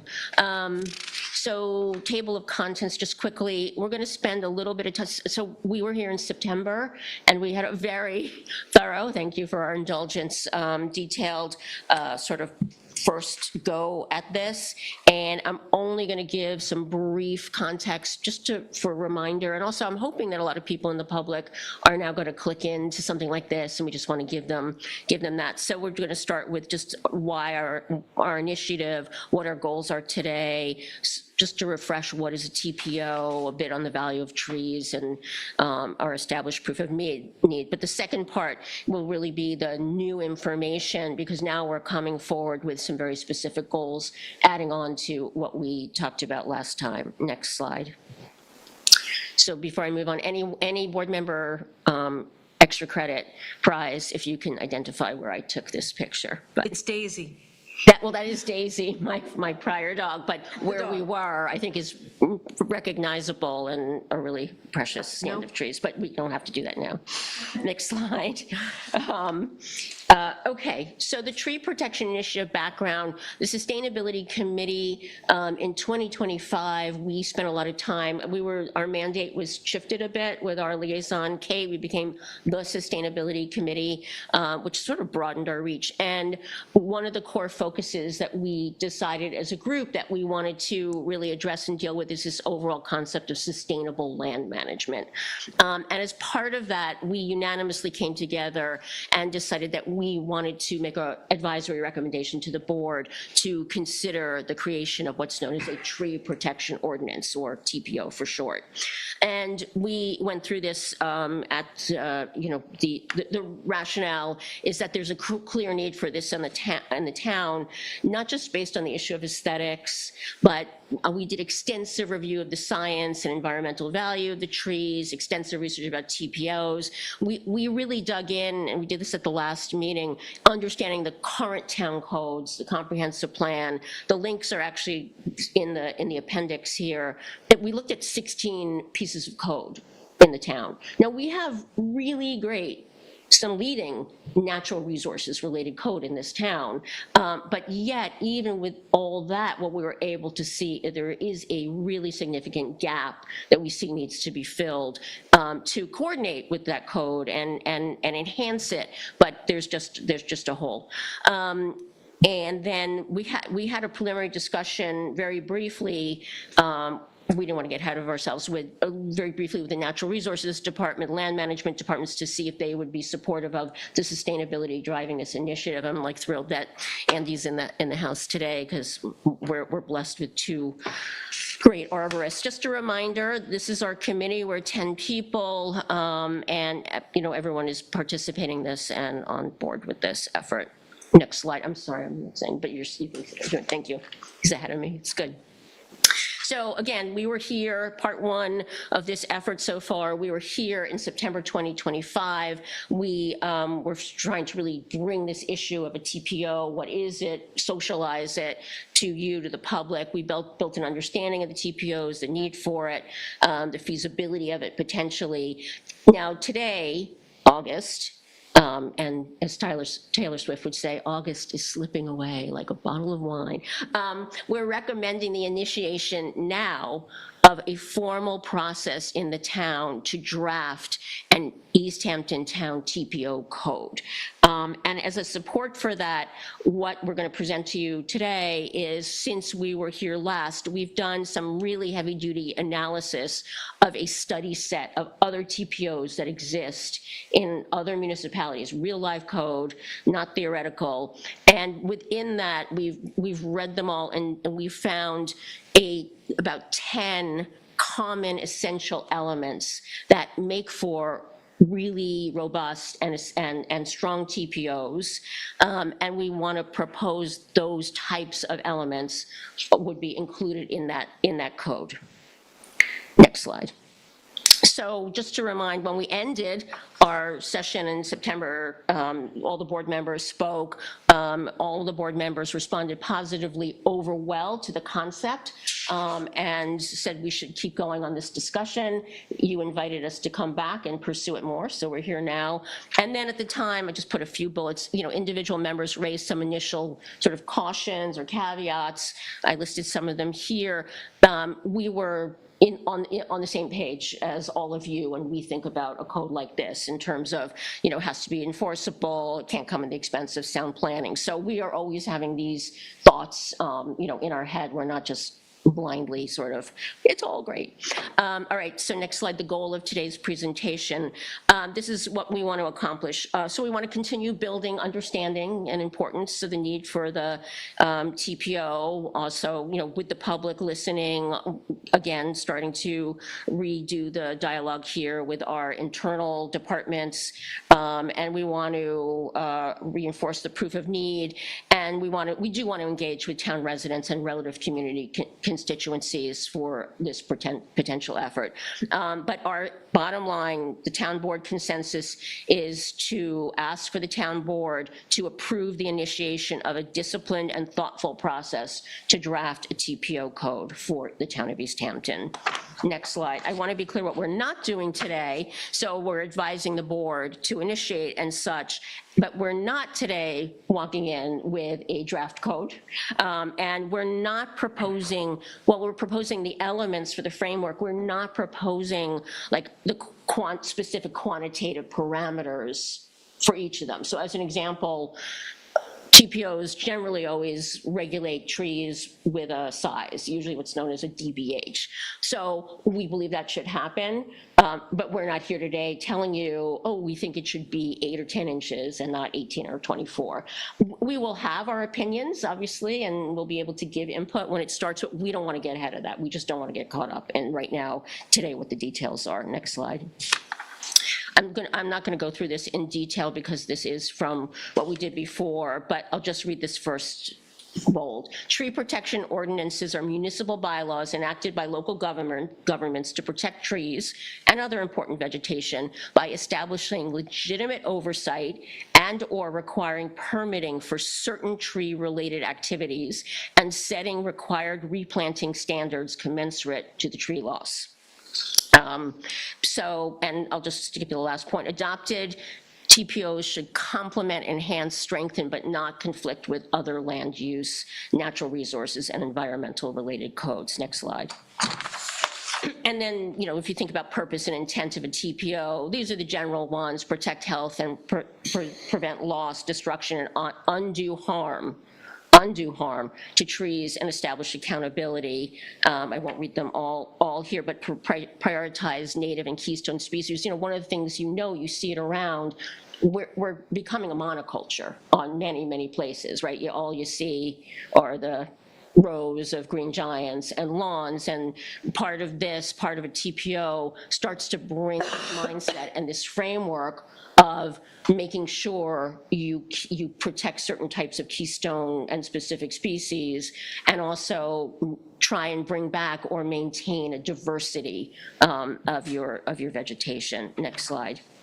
And again, what a tree protection ordinance is not, because a lot of people think, oh, they're going to ban me from doing anything on my property. Tree protection ordinances do not establish a ban on cutting down, removing trees when needed to address legitimate hazards or for appropriate private property development. They do not prohibit proper pruning and maintenance of shrubs. They don't take away people's landscaping choices, and they do not, we discussed this more in depth in the last meeting, they do not undermine constitutional private property rights. Next slide. This is also from a prior presentation, but I know, Kathy, you wanted to have this up here sort of front and center, right? You can't underestimate it. We have 10, and there are more essential benefits of trees. So again, it's not just aesthetic. It's not just, oh, that big specimen tree at the end of that street was knocked down. Yeah, it's horrible when that happens. This is much broader than that. And we also, I didn't put it in here, it's in the appendix. We did also have a list, I think, of 14 key dynamics that are putting trees in East Hampton at risk. I'm not going to go through that today, but that is back in the appendix. And as we know, ongoing loss of trees has proven to be quite harmful in the science. Next slide. So with respect to proof of need, we have identified, we believe, the full array of needs for and benefits of a TPO in East Hampton. So we're not going to come back and remake that proof of need, but and all that data and slides from that presentation are in the appendix. But again, we established that there's a gap in the code. We established that TPO adoption rates in the country have accelerated meaningfully, and we're not keeping up. East End is not really keeping up, although that may be changing. We've established important, of course, dynamics threatening the trees, and I won't belabor it. So we believe that the proof of need has been established, and that's why it's now time to go to the next step of drafting a code. Now, next slide. Yes, so I said the East End has lagged state and national TPO growth trends. It could be shifting a little bit. I mean, in the last few years, we have seen Sag Harbor do something, North Haven do something. I wanted to just make sure you guys know about it. I'm going to do the next slide. So very recently in the news, the town of Southampton actually put forward early in the year, and by May had adopted a new code, which they are referring to as a land disturbance code. And it was, hotly debated. It was adopted with a 4-1 vote. It became effective in May 2026. I raise it because it is a very interesting piece of legislation. But it's a hybrid. It has some elements of tree protection. They're also doing something, which I'd love to come back on another idea, but they're starting to really dig into this issue of protecting parcels against undue regrading. So it's sort of a hybrid, but so it's important to know that our next door neighbor here has done something pretty significant.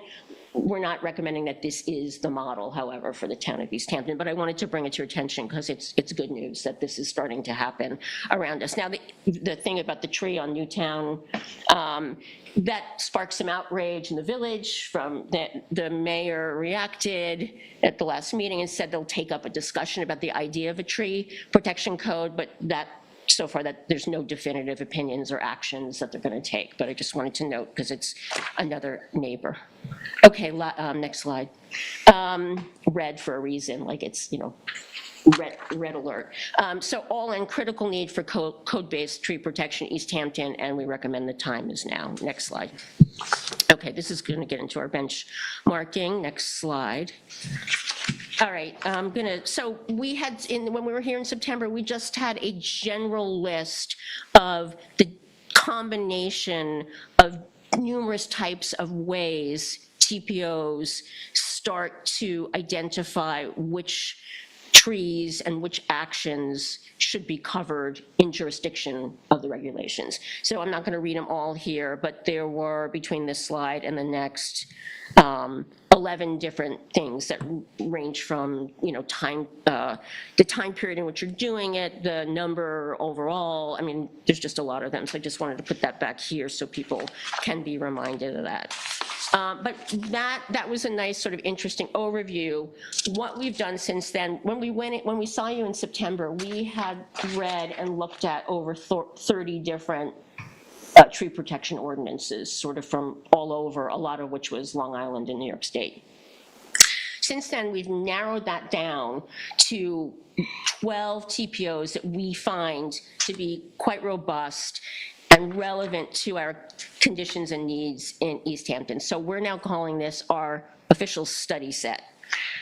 Nearly all of these are towns and villages in New York State, especially Long Island and Westchester. We're sticking a lot to New York State because we're all governed by the same state enabling law that allows municipalities to create ordinances related to tree protection. Doesn't mean we can't look at others. We would not confine ourselves solely to looking just at other South Fork municipality TPOs. It's very important, I think, to really look at what is going on more broadly in some of these things. And in this analysis, we identified these 10 elements. There's a lot of more things that you need in a TPO, but the 10 things that should be, we think, and each municipality deals with them differently relative to their own conditions, but we think, having those is what's necessary to create a rigorous framework when you start drafting. So the Sustainability Committee today recommends that all 10 of these core elements in some shape or form be included in shaping the draft in the process of the TPO. Next slide.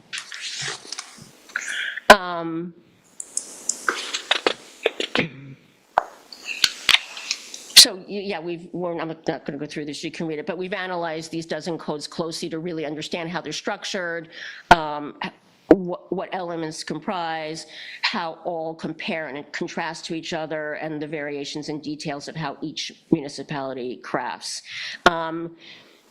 We haven't done it yet, but Sustainability Committee, we think it'd be useful to actually reach out to these municipalities and talk to who's ever sort of overseeing them and hear, like, how's it working? What's it like to enforce? So we will come back with that. Next slide. So this is our list, 12 set we think are really great to look at as some templates or ideas for drafting. All the links are here. I really do hope many of you might take a little time and start looking at them because they're very instructive, and it will really blow your mind, like how creative and how thoughtful some of these can be. Next slide. All right, I'm just going to quickly go through these elements so you understand a little more, and then we will be done. It should be obvious that you actually have to define what a tree is in a tree protection code. And there's a very basic definition, which I've written here. A woody perennial plant, trunks, lateral branches, leaves a distance from the ground. Many of them will define a tree with more elements. Could be the canopy spread, it could be the height, could be types of species that grow to a certain maturity, but also it can also include things that sort of on the line between shrubs and trees. So like for us, what is what can I think of? A scrub oak, right? Scrub oaks can be low. They can also, get quite majestic, or certain things that are very important to us in this town and things that we're losing. So the TPO, we think, should tailor our tree definition with the advice of the arborists and natural resources, reflecting the town's historic and unique nature, variety of ecosystems. And I just want to stress this because this other issue of what constitutes removal. So removal is not just cutting down. These codes specify a whole list of actions that should be regulated or regulated, because doing those excessively can actually lead to the need to remove a tree. So like we've talked about critical root zone protection, right? You keep hurting that root zone, or you overly what's known as topping a tree, that tree is eventually going to need to be removed. So it's a little bit broader than just chopping it down. Next slide. Where are trees protected? So some of the older TPOs, when this all started out decades ago, it was like street trees, or it was, on public lands. Over the last couple decades and more recently, TPOs are clearly regulating on public and all private property, residential and commercial uses. And in addition, there are a lot of other variations. Some look at, looking at it by lot size as well, developed or undeveloped lots, sometimes within certain setbacks areas, like to the road or to boundaries, in proximity or within, obviously, scenic and conservation easements, areas of tree stands, meaning that, your trees are sort of connecting with, other trees that becomes very valuable. And then sometimes any property that's already involved in a land use board application. By the way, I forgot to give my disclosure today that I'm only speaking as an individual and not as a member of any appointed board. Next slide. Okay, element 3, what types of TPO jurisdiction require a tree removal permit? So how it works is a TPO first identifies what trees should be in jurisdiction for protection under the way we just talked about. And then it talks about if you are going to do something around a regulated tree or trees, then one would need to apply for what's known as a tree removal permit. So that is the other core. There's no TPO that does one without the other. But you look at, when is a removal permit really needed. There are different thresholds. It could be around types of trees. It could be a lot of localities have special types of trees like heritage trees or landmark trees. So, but overall, when drafting a TPO, this is one of, if not the most important decisions, what types of trees will be in jurisdiction and what type of trees will require a permit. Again, we're not coming here today to tell you what we think that they should be spec'd out as. But number 4, what actions are allowed by right, exempted from permitting, require a permit, or are prohibited entirely. So as we said, TPO protection defines regulated trees, and then removing will require a tree removal permit. The codes are very detailed and precise about what actions are allowed by right or exempted, and common to almost every TPO, which is important because I know it'll be a concern of the board, tree removal permit applications are generally not required to take down trees with a certified as dead, dying, deceased, hazardous to people or to structures, or interfere with things like utilities. So that's always carved out and made clear, right? And then removal of invasive species, generally exempt for good reason. And then some TPOs don't require permits for, like, you're just taking down a couple in a year, or, so but you have to define it well. Next slide. Okay, this is always an interesting question. Which municipal department or individual is designated as the approval authority, right? Someone has to administer the code, someone has to oversee it, someone has to remove, look at the permits and make decisions about them. It's a very wide range that we see in our set. It depends on each municipality's own resources, personnel, how their departments are structured, what they have. But I have a list here of just in those 12 codes, it's the approval authority sits in various different places, Parks and Rec, Chief Arborist, Tree Advisory Board, also. So that would be a decision, obviously, that would have to be made here based on the resourcing and department structure that we have. Next slide, core 6. How are replanting requirements structured? This is really interesting. So the idea is you take out trees and you don't have to replant them in the same place, because maybe you've built a garage, or you've built a house, or you've built a pool, or whatever. But the idea is that what the sort of value, or the DBH cumulatively, of what you've taken out should be replaced with generally a similar species or cumulative DBH. So you take out one 18-inch tree, you replace it potentially with 3 6-inch DBA, or 6 3-inch DBA. So generally all these codes look at kind of replacing and replanting, so you're not just cutting down trees. Now, sometimes it's not feasible. We have a lot of small lots, right? So sometimes it's not feasible. There are other ways. A number of these places set up what's known as a tree protection fund, and you can make donation related to that. And then, but most of the time, the type of tree you take out, there should be some similar characteristics to it. So you take out an oak, you're not replacing it with a green giant, basically. You can put your green giant somewhere else on the property. Okay, for element 7. I won't even go into this, obviously when you're doing permitting and things like that, there has to be some amount of documentation that has to be provided. Other places do this, having to do with what trees you're taking out on the survey, what are you protecting, how are you protecting them, and where will you replant? Next slide. What code-defined purposes and standards guide approval? This is like any good code. You have to show your purpose and your legislative intent. I just want to read this one paragraph because, again, I think this puts to rest some discomfort that sometimes people presume. So the necessity of the tree removal in order to achieve the applicant's goals, including but not limited to whether the location of the tree prevents the property owner from undertaking otherwise proposed construction or alteration, including but not limited to tear downs, renovations, expansions, and the possible or practicable alternatives to tree removal, including relocation of the improvements. Next slide. So the elements of oversight, obviously, I think it had come up, why have a code if it can't be enforced?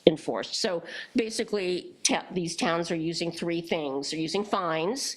Now, I have to say, I've never seen fines this high in any other code for other things that I've read, and no one get freaked out, but basically in our set, the general range, depending on what type of action it is and how many times it's been done, can range between 500, actually there's a few 350s, but up to 500, all the way up potentially to 7,500 per violation. And in these codes, a violation is per tree per day that it continues. Second thing, a lot of them will take bonds or cash security if you're taking out a lot of trees until you do the work that you're supposed to do. And then they have a pretty firm policy. If you are in violation of the TPO and you are not curing it, no issuance of building permit, no issuance of CO, variance, special permits. One of the things we hear so much from people here is, oh, so-and-so clear cut that property. They didn't even have a building permit yet. And they don't have to cure it because they just get their building permit and then, oh, we'll figure out at the end. These codes are really clear, like this is a serious breach and certain other things can happen. Okay, so appeals process, I didn't even go into it, but every good code which requires permitting and decisions needs a clear appeals process. Summary, I'm not going to go through this again because I basically did it. Next slide. So that's it. Drafting, implementing, enforcing TPOs can be challenging and sometimes a little controversial, but I guess our question to the board and to each other is if so many other places can do it, why can't we? And this is another opportunity for extra credit prize if you can identify where I took this. So that's it for now. All the documentation is here, the link to the other presentation for people who want to learn more. It's still up on the town website, and so we'd love to hear your discussion, and if you have questions, obviously we'll answer them. Thank you for your time. Sure. Indulgence. Kate, yeah, so the ask, to be clear, the Sustainability Committee is recommending that the town take up the action of drafting a proposed code, creating a draft to start that process. Formally, when we came last September, we did not have that request because we wanted to make sure that we walk through and that we that the committee also itself studied all the codes that do exist across New York State and then based these recommendations on that code. But the ask for today is to work with the departments, work with the town attorney's office to draft something that we can propose then to the community, bring around to all of our different groups, different agencies and businesses, and have input and eventually come up with a code that can effectively protect the mature trees that we're seeing getting taken down at a rapid rate. That complaint about and process of clearing an entire property before you even come in for a building permit is something that we're seeing rapidly increasing across the town. So this, again, having it known out there that if you do that, you're stopped right there at that moment before you can proceed any further, I think is an important element for what we're observing happening in the town. So that's the ask, to get permission to move forward to begin a draft. Okay, who wants to go next? I'll go. Thank you, Jane. Thank you, Kate.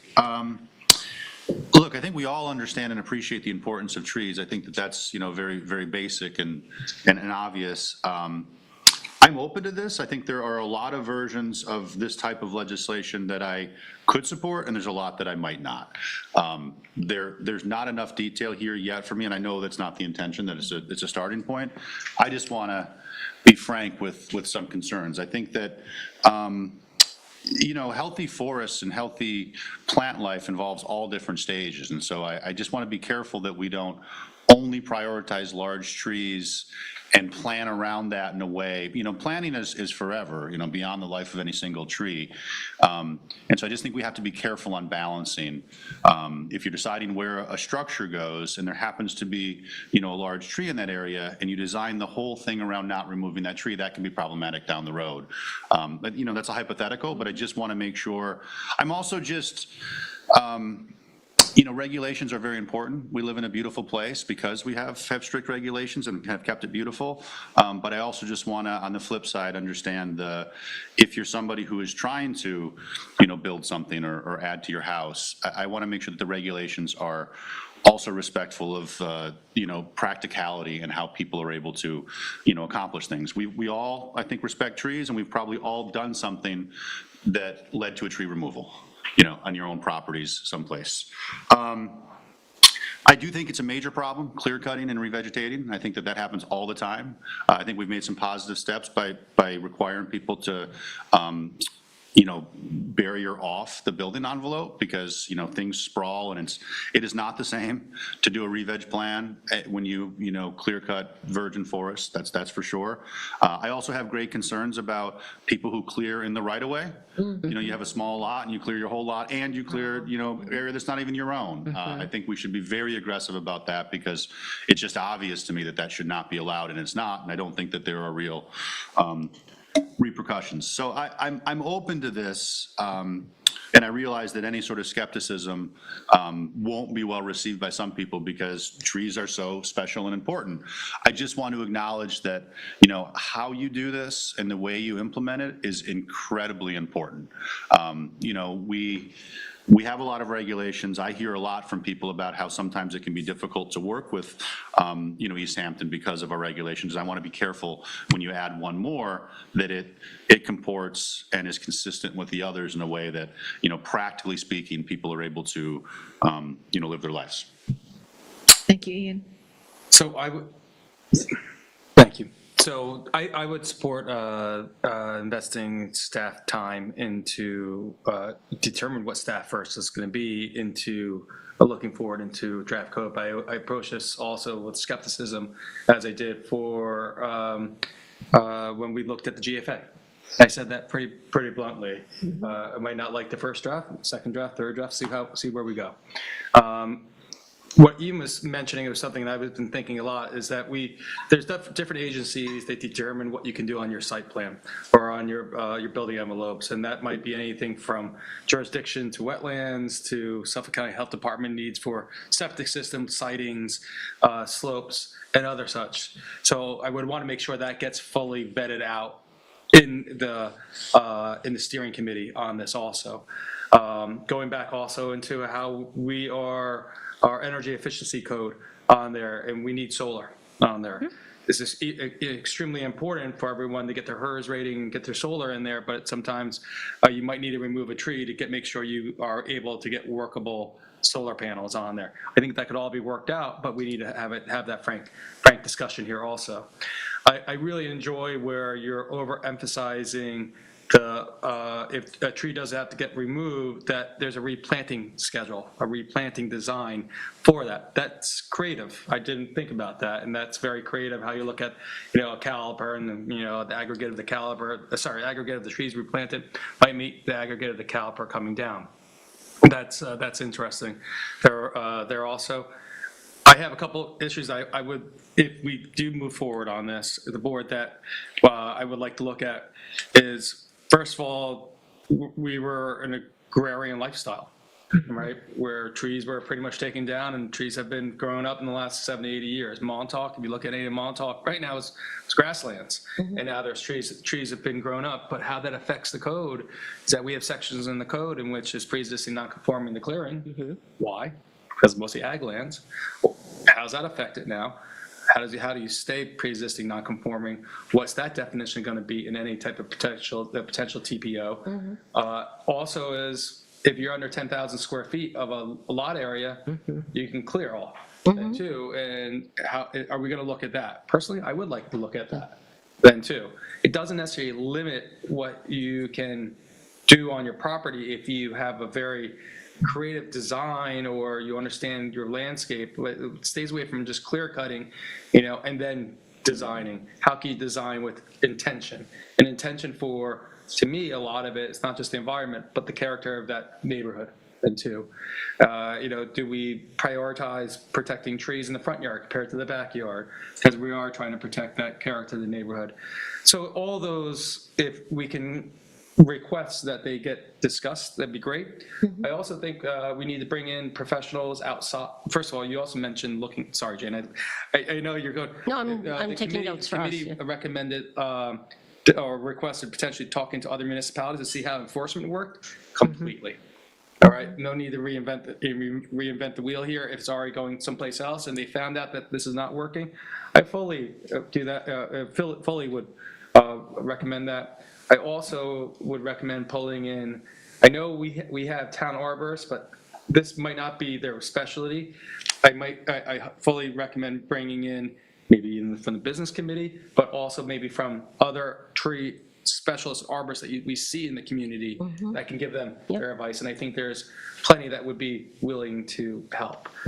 Overall, there's a lot to be discussed as we can go forward on this, but I think what will happen is I support staff time going to this. I look forward to discussing it more. Yeah, I echo some of the comments made here. I mean, look, I'm cautiously optimistic with this because I think that there's not one person in this room who, when they drive down Newtown Lane and they see that tree missing, thinks something went wrong. Like something's wrong with the system if a tree like that can be taken down. With that said, I do think, we have to be cautious with property owner rights here. There's a right time and a wrong time to do it. I appreciate very much the fact that the committee is bringing this forward and looking for ways to do this. I do think in terms of practicality, it's important as you draft this code that I would like to have someone from the building industry on that committee helping to direct the code, because these elements of practicality for septic systems, et cetera, that level of expertise is going to be critical in ensuring that, we don't send people down back alleys that aren't going to work. One of my biggest concerns with this is really, and I careful I phrase, it's us as the town. We can bring in this code, but I do not want to see us creating excessive nuisance for property owners out here. Like, yes, I want to protect the trees, but I don't want to add 6 to 8 months onto a project because we cannot operate efficiently. If we're going to introduce a code like this, it has to be done within a system that is fast and efficient. We have to, if necessary, hire for it to ensure that those kind of things can be moved forward quickly. I'm just very cautious of introducing this without a means of making it work. So that would be my feedback. Yeah, and I agree with my colleagues, and I support moving forward with the draft code. Obviously, the devil's in the details. There's a lot of different, as you pointed out, core elements that need to be explored, and then it's a balance of, once adopted, what kind of staff time and resources do we need, and in what department, and how does that all work? So I look forward to seeing, and maybe we want to, rather than have the whole thing drafted when you come to us, maybe we do this as in phases to get board support, board and community support. Like, you don't have to bake the whole cake before you come to us. maybe it's, Be cupcakes. Yeah, that's kind of the way, you know that I work like that, I'm a Just grazer. mentioned I got GFA, we you. had 14 public presentations, so yes, it's a process. The process is the most important part. Can I recommend also bring in, I know such a person in the building trades, but also a surveyor? I know they're going to have, I've had discussions with surveyors in the past. Surveyors aren't arborists or tree specialists, but in the town code, clearing is what the code states what's on the survey is what's cleared and what's not. And two, surveyors, I think are going to have some comments for this. How does this affect their industry? Because it's their license on there moving forward. It'd be good to get that up front then too. And I think that'd be helpful as this continues to matriculate. And along those lines, how does it affect the cost? I don't want to, trees are important. I would not want to burden, somebody who has a half-acre parcel and building on a small part to have to identify every tree on the property that they might not be even doing work in that area. I think that the cost to the average homeowner, we talk about the cost of housing and living out here, I think that that's something important to consider as well. But I didn't say explicitly, Kate, I do support staff time to look into it further. Thanks, that's great, so That's the request I do too. great, thank you. Okay, good. Thank you all. all right. So I'm going to take all this back and to the committee, and all these things will be able to, if we're going to start talking to some of these other municipalities, and we can really drill down on, how they And any how they do. questions you think that we should be asking the any information you'd like, while we're gathering information from the municipalities, please just reach out and make sure those questions get answered. Great, thank you. Everybody hates tips, but Right, exactly. So now we're up to the last topic, and that's to amend Chapter 180, Lawn Irrigation Conservation. This came about for two reasons. One is, we're in a drought. Fortunately, the stage 1 was lifted. So there was a lot of public information going out asking folks to conserve water. But this also was a recommendation, a unanimous recommendation of the East Hampton Sag Harbor CAC. This was a law similar, what we're proposing, to what Southold adopted and started implementing last summer. So Jake, Tag, you're it. You want to take us through it? Thank you. So yes, this is modeled very much after the Southold law that's been in effect for about 1 year now. And it is quite simple. Go to your address. You live at 5 Main Street? Well, that's odd. So you can water on odd, even days. You live at 6 Main Street. You can water on even days of the month. Further, we take 2 other protective measures here, and we require that rain sensors and smart controllers be installed within any automated irrigation system, any sort of sprinkler system. So the rain sensor will ensure that when it's raining, there's no irrigation. The smart controller will ensure that if the water doesn't need it, then there is no sprinklers going off. Further, we add in here that the Director of Natural Resources can allow for an exemption, and then we do create some penalties when and if there is a violation found. It's very simple, it's very straightforward, and it is aimed to help and correct what the Suffolk County Water Authority has shown us and protect against the harms of droughts. Right, so there's also, based in the code, you talked about the even odd. You're also, during the hours of 10 a.m. to 4 p.m., there's a prohibition about, watering and irrigating lawns and gardens. And also, we talk about the automatic lawn irrigation systems and what they are asking, what the CAC asks for and what Southold has in its code, is that if you're installing a new irrigation system, you have to have a rain sensor on there, like a smart sensor, because we find some folks, they set their irrigation and they're back, they're back in the city during the week, we're getting a rain bomb and they're watering their lawn, or they're watering the street. So We actually tried to prevent that Yes. by saying to minimize water overspraying onto non-porous surfaces. So we're trying to prevent that as well. Right. So I guess there's just a couple of areas where we would need to, first of all, if the board is supportive of something like this, but there's also details in here that we would need to get into to see if it's something that works for our community. So I don't know, Ian, I know you had some comments on this, if you want to. Yeah, sure. I mean, first of all, again, I think this is another, we can put this in the category of obvious issues. When we're driving around in a rainstorm and somebody's irrigation is, their very green lawn, they're irrigating the street, the lawn, everywhere else, it doesn't make any sense. But the details matter. Would this apply to people just on public water or also wells? It applies to any and all water. Yeah. Whether it be public or private wells, or public water or private wells. Yeah, I mean. And can I just say, the reason is because the water, we live on a sole source aquifer, the water under our feet, there's a limited amount of water. And so it's the legislation that in Southold and also recommended by the Suffolk County Water Authority is it's for both private and public water. It would be very difficult if you were driving down the block. Like in my neighborhood, one block over, they're on public water, our street, we're not.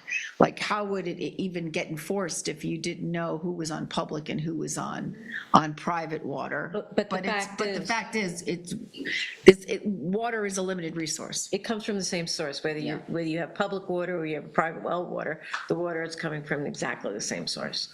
Well, not exactly the same source. I mean, I think the Suffolk County Water, there's an issue with water availability, or that's one of the concerns anyway, and we don't want to, use water for irrigation and be short for firefighting. Right. So, of course, it's, you're pulling water from the ground. There's a cumulative effect that matters. But then we're really talking about the total amount of water you're using. I don't irrigate my lawn, so I'm not part of the problem here.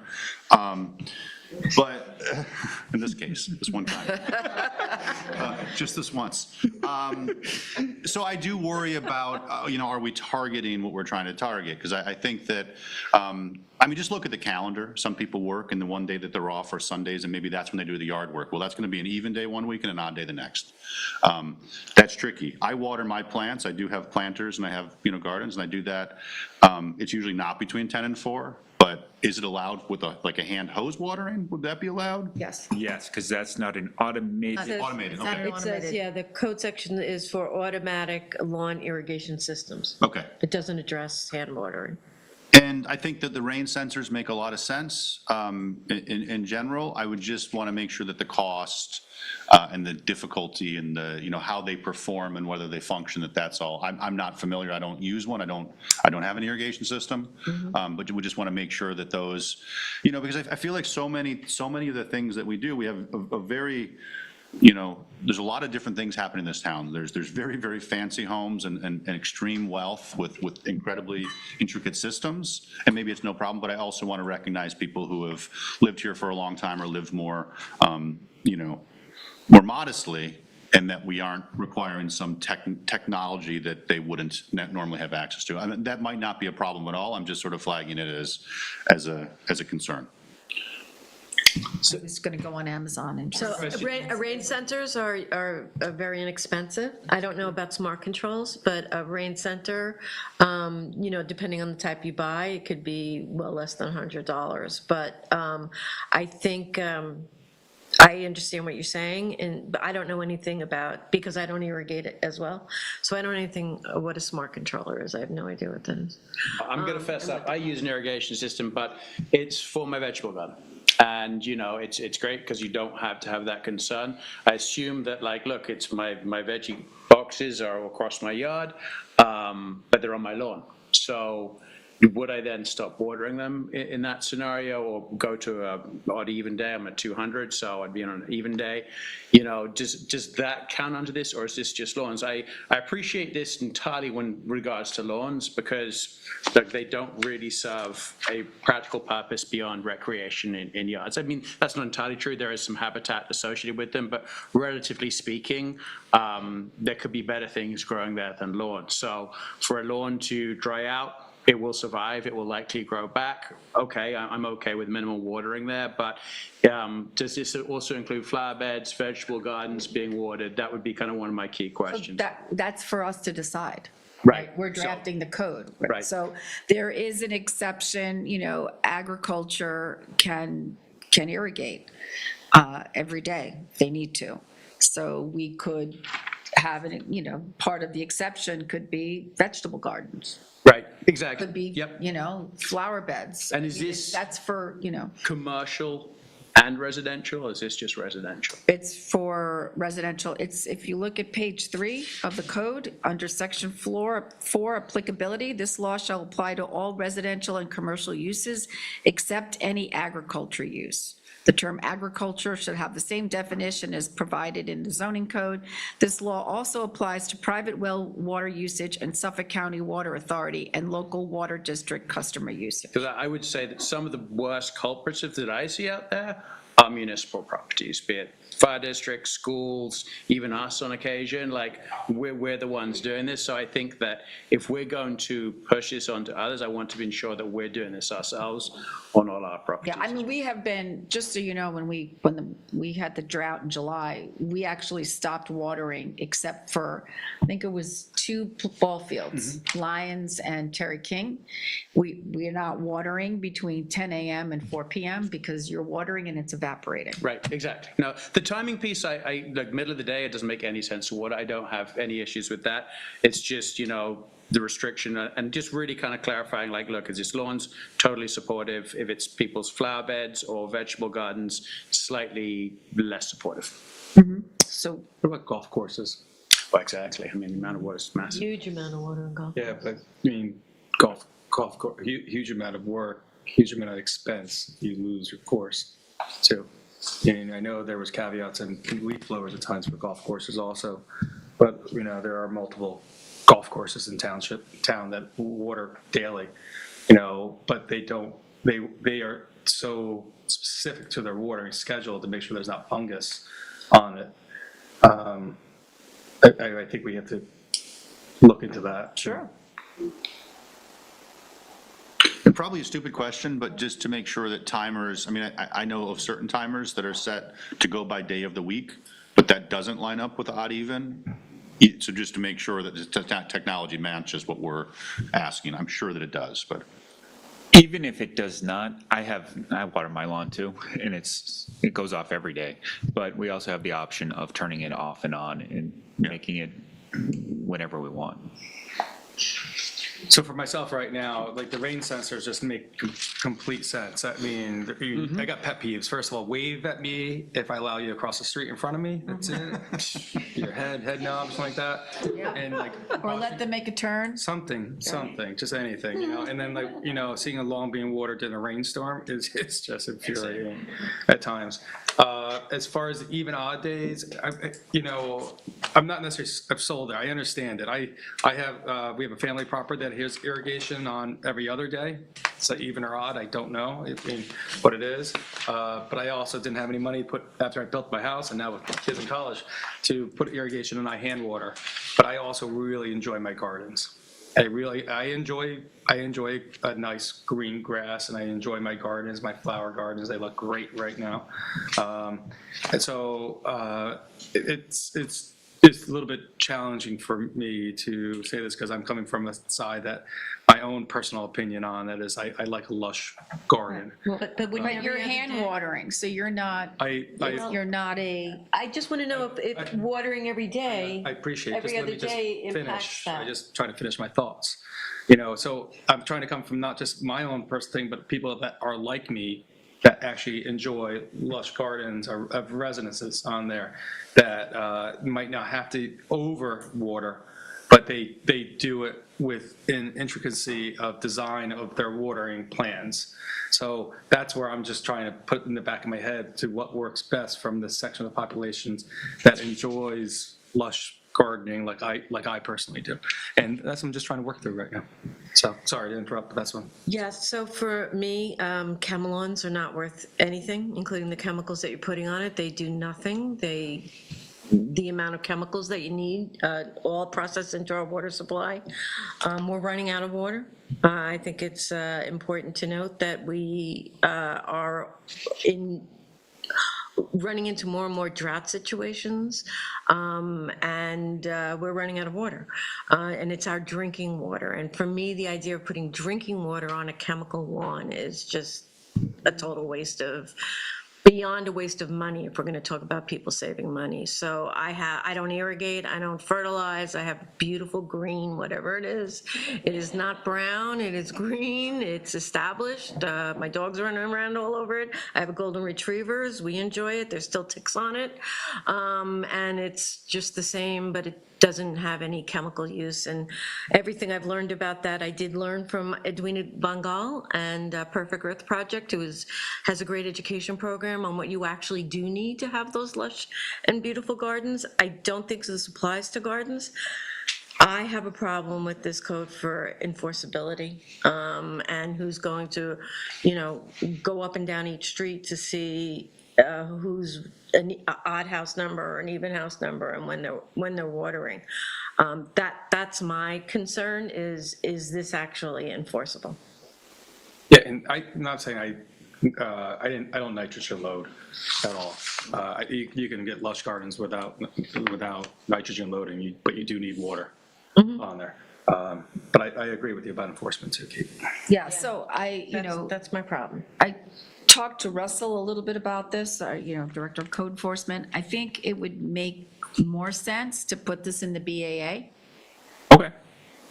So just like there are certain gas leaf blowers in there, littering, open alcohol, no beach fires, no assembly permit, it's something folks are familiar what the BAA, what the tickets look like.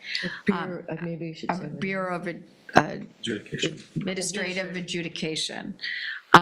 So I think it makes more sense there. The highest fine on that is $300 for no assembly permit. So many of the fines are $150 and $250. So I think it makes more sense to have it in the BAA. But before I get ahead of myself, does it make sense to pursue this? I mean, does the board believe it makes sense to pursue this as long as we can address vegetable gardens, flower gardens, golf courses, hand watering, that kind of thing? As it pertains to lawns, I'm totally supportive. Okay. Yeah, and I think a flower garden, wherever this lands, or moves, a flower garden, and well, maybe not an ag setting, right, Ian? Because you have flower gardens also. There's. That's a farm, but. That's a farm. That's a farm. Yeah, and they're exempt. We love the They're carved out. Yeah, but like Flower of the if you have a flower garden in your residential property, that's the same as a lawn, in a way. No, I disagree entirely on that. Just Compared to a vegetable garden? But the biodiversity that a flower garden provides to the fauna, is mad. Like if you, my monarch butterflies this year in my yard with my milkweed are crazy. You look elsewhere in town, kind of non-existent. I mean, look at the flower garden out here. It's just the life that's growing in it is very different to a lawn. So Okay. I respectfully disagree. So I maybe, and then let me go back because maybe I didn't approach that correctly. As far as this legislation, it is. Because you're watering or you're not watering on it. I mean, you're making this legislation more difficult, guys. You really are. I mean, in so much ways, and to enforce it. We're gonna have a code enforcement tell us what a flower garden is now compared to a vegetable garden to a lawn garden, to a golf course. We've seen houses recently with golf courses in their front yards. Yeah, seriously. True. So I mean, it's I think KISS, right? Keep it simple. that's where some of the challenges are, trying to legislate something it's going to be difficult to enforce. But anyway, that's just my opinion on it. But there is a big difference between, the definition of flowers and the definition of a lawn. I mean, a lawn is specifically grass. But a lot of people, how they design their irrigation, if they don't go from drip hose and they just go to a sprayer setting, that sprayer setting's gonna hit their lawn and their perennial beds or their flower beds on it. Then too. So it's that same irrigation design, it depends on the irrigation design on there. And too. I think it's a very complicated piece of legislation to enforce to that point. So if you're saying, I'm just thinking of myself, to your point, yes, I have exactly that. I have a sprayer that is designed to hit my veggie garden, but also by default hits part of my lawn. So what's going to happen then if code comes by, they say. I think code uses common sense when they're, going about their day. If they're seeing sprinklers on and we're getting, it's a hurricane, you shouldn't have it on. If, like we are right now in a drought and people are watering, massive lawns at 12 noon, and there's, a prohibition from, what did we say? We said 10 to 4. That's a violation, right? No, 10 to 4 I have no issue with. I think it's crazy to water them. So, I think, again, that's, and they have discretion, right? And, they were going to let folks put them on notice before they would ever issue a violation. And even before they put on notice, there's a big education time frame, like we did when we went with the prohibition on gas leaf blowers during certain times of the year.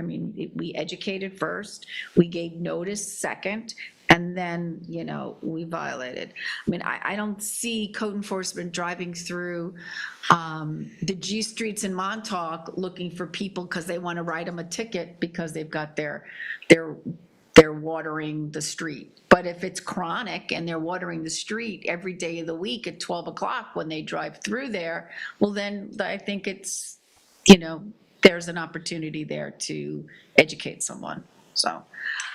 So I can support that because, in talking about this and thinking about this and the impact that we're seeing, if we're going to react to impacts that are happening in our world that are a reality, I think we should make attempts to limit wasting water.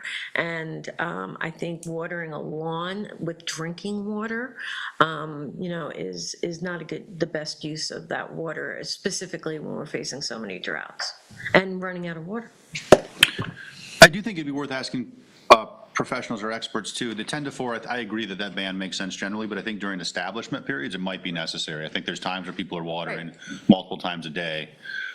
Just making sure that there's a cutout there. Yeah, and there is in the, you can get an exemption, and maybe it's, if you're doing, you've got a veg plan and you need to do establishing, then, or you're building a new house and you're putting in new landscaping, you're going to get there's a carve out, and that would be in section 180-15. But asking the Director of Natural Resources for it? Yeah, who would we want in there? It's not. It's just, there's probably a lot of, throughout all of town, there's probably a lot of lawns being established at the same time during certain periods, and that might become cumbersome. Or his or her designee. I also just want to say that only being able to water every other day, that's not prohibitive. If you're watering every other day, that's still quite a bit of water, so I don't think that this is unnecessarily restrictive in that sense. But we're also not regulating the total volume of water, and that's where I have the problem with the Suffolk County water versus wells, is that it doesn't seem to be striking at the issue here. I understand the difficulty of how you would enforce it, but if there are repercussions or fines, and so you get a ticket and you're on a well, then, at least you wouldn't be responsible.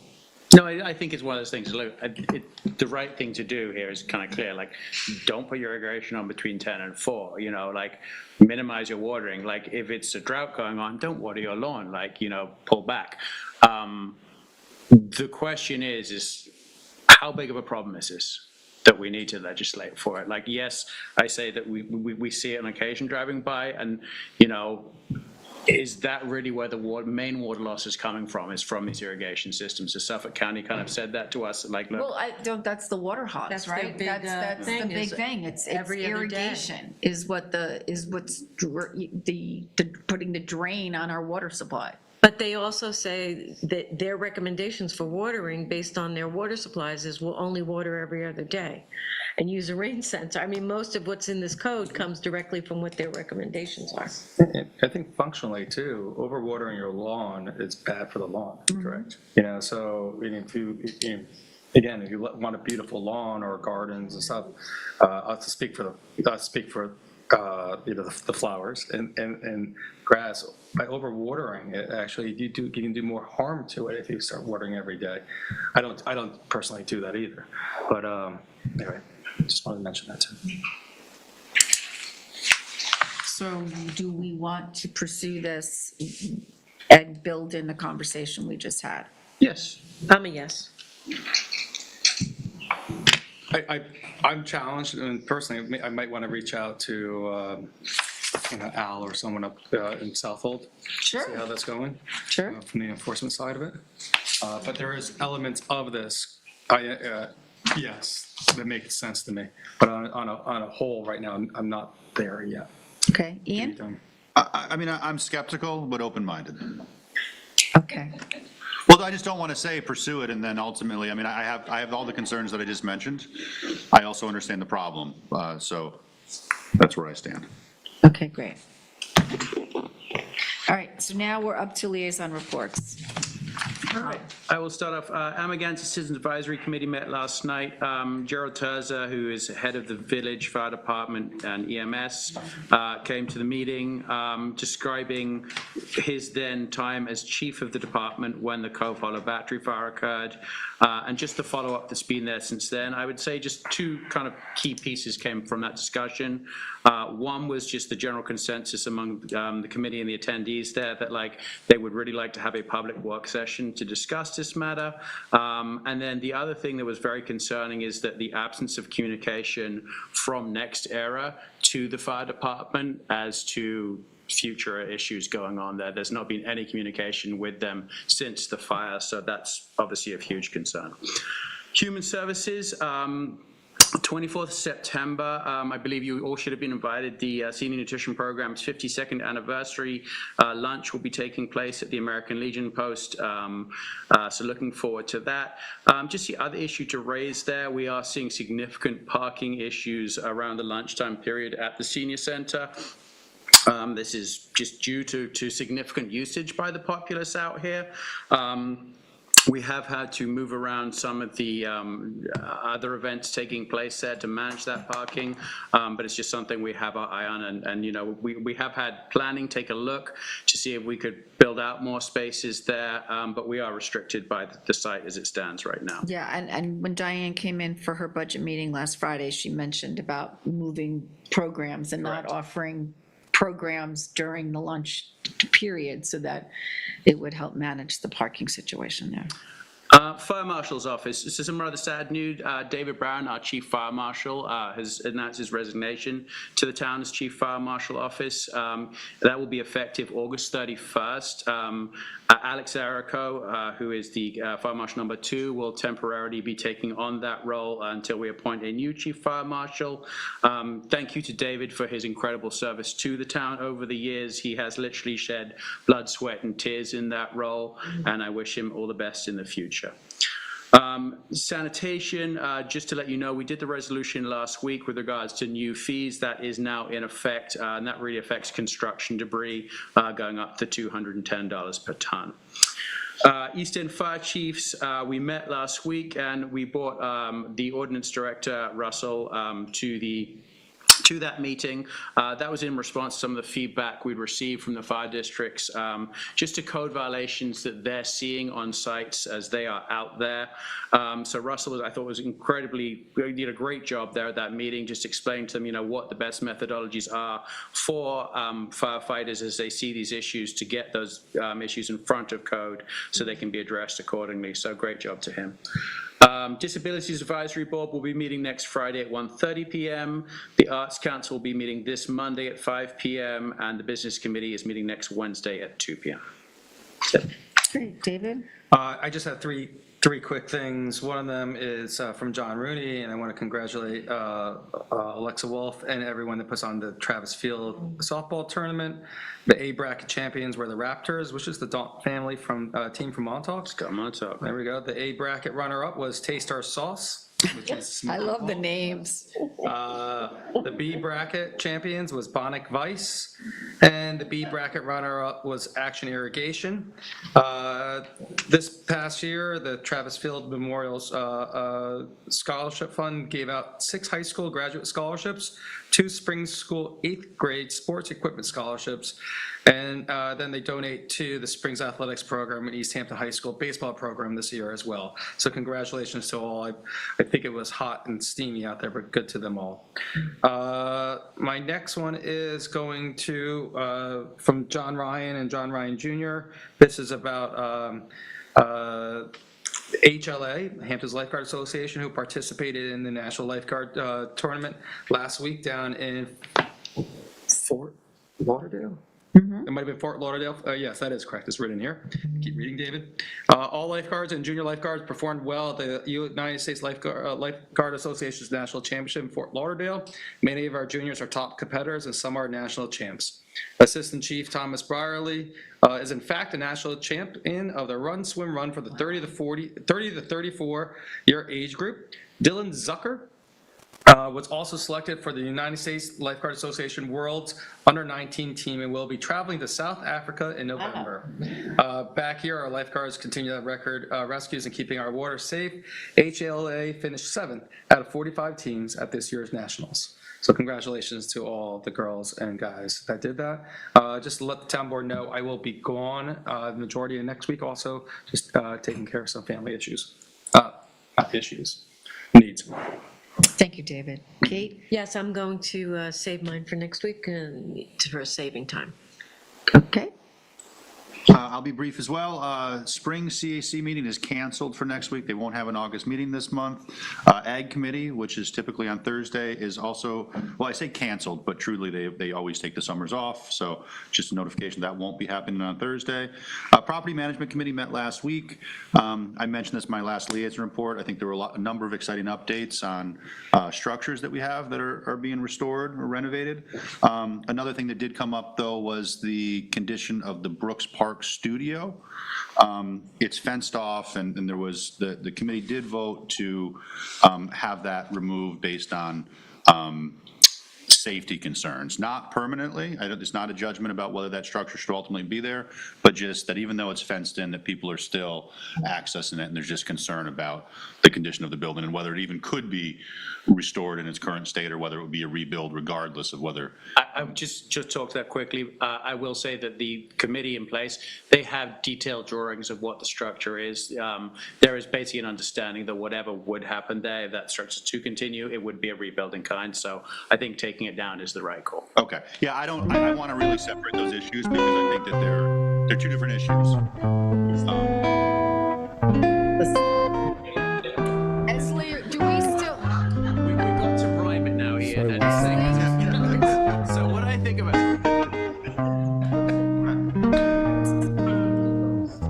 like the mood setting. Well, we're still live, so. Yes.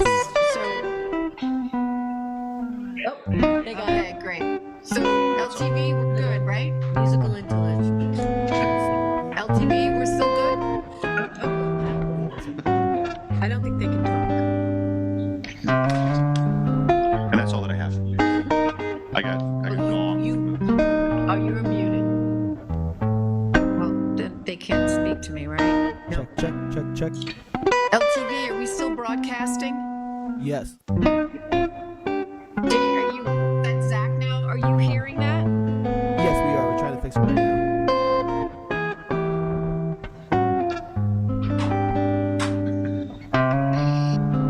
Zach, is that you? Yes. I can't hear you speaking. It's interesting. All right, they're texting me. They need to go and mute the phone line. Okay. That's on their end. LTV, you need to mute the phone line.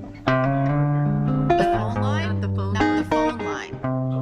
Yeah. No, I don't want the television muted.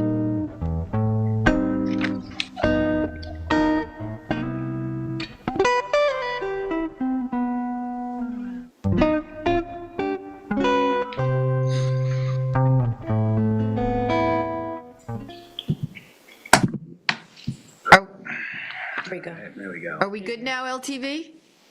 Yes, we are. Okay, great, thank you. All right, I'm going to do a shortened version of my liaison report, given the time.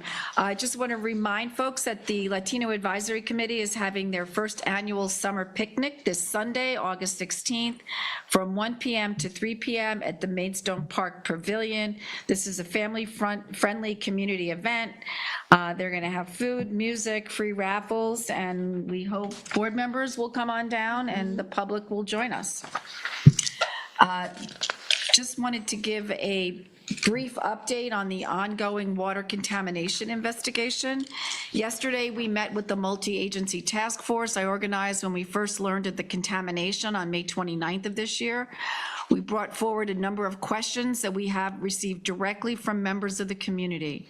Tomorrow, we will be submitting those questions to the New York State Department of Health, the Suffolk County Department of Health Services, and the Suffolk County Water Authority so that residents can receive clear answers directly from the agencies responsible for public health, drinking water standards, and public water system. As we receive those responses, we will continue updating the town's online Q&A so that the latest information is available to everyone. Later this week, we will also be sending a letter to Governor Hochul, County Executive Romaine, and Suffolk County Water Authority CEO Jeff Szabo, requesting that the New York State Department of Environmental Conservation, the New York State Department of Health, the Suffolk County Department of Health Services, and the Suffolk County Water Authority provide public presentations at upcoming town board work sessions. We believe residents should have the opportunity to hear directly from each of these agencies about their responsibilities, the work they are doing, and the questions that remain as this investigation continues. There has also been some confusion about the respective responsibilities of the agencies involved. The Suffolk County Water Authority owns and operates the public water supply wells and is responsible for testing and managing those wells. The Suffolk County Department of Health Services is responsible for testing private wells in the area of concern and is also conducting groundwater sampling. The DEC, working with the State Department of Health in Suffolk County, is leading the environmental investigation into the contamination and its potential source or sources. The town does not operate the public water system, regulate drinking water, or direct the state and county environmental investigation. The town's role has been to bring the responsible agencies together, advocate for residents, help get answers to residents' questions, keep the public informed, and take whatever actions are available within the town's own authority. I know that this is weighing heavily on residents, whether you are on public water or a private well. When you are worried about the water coming into your home, the water your loved ones drink, and what this may mean, it is not something you can simply put out of your mind. I understand that, and I want our residents to know how deeply we care about getting you the answers you need. We are going to keep asking your questions, keep pressing for clear information, and keep sharing what we learn. Now I want to move on to resolutions. Tom, you have the first resolution, and I haven't seen the warrant. Did I sign that already? Sure. I did. Okay, so we got that signed. Okay. 1227, this is a special warrant for the hopper.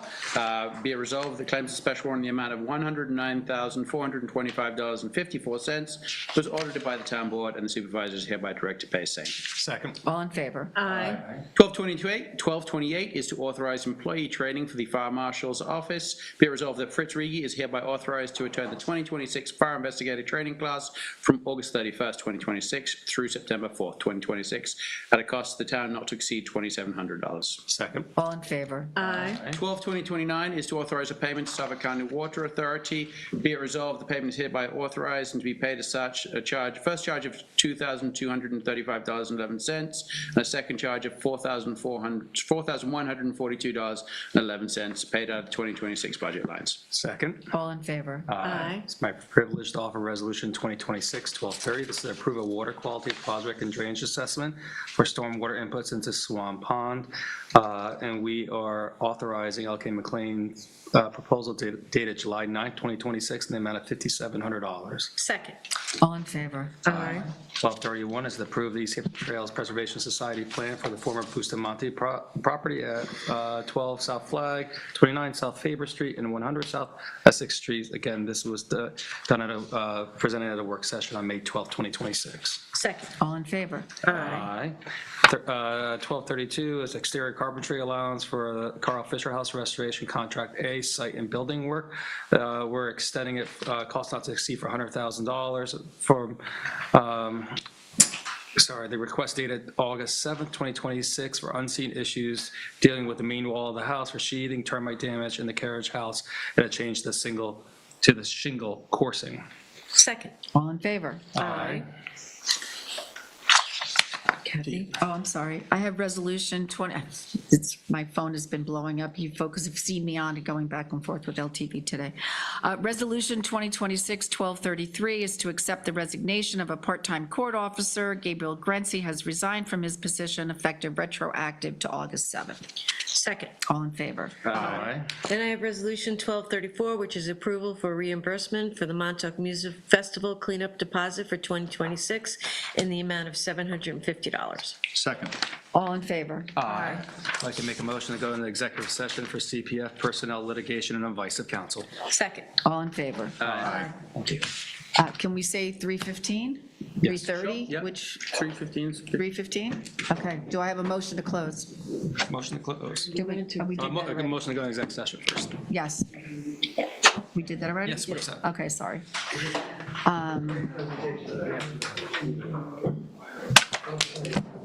3:15. And you are off the air. I got to stop and get lunch. I'm Ooh, starving. I had my Dutch breakfast this morning, which was one size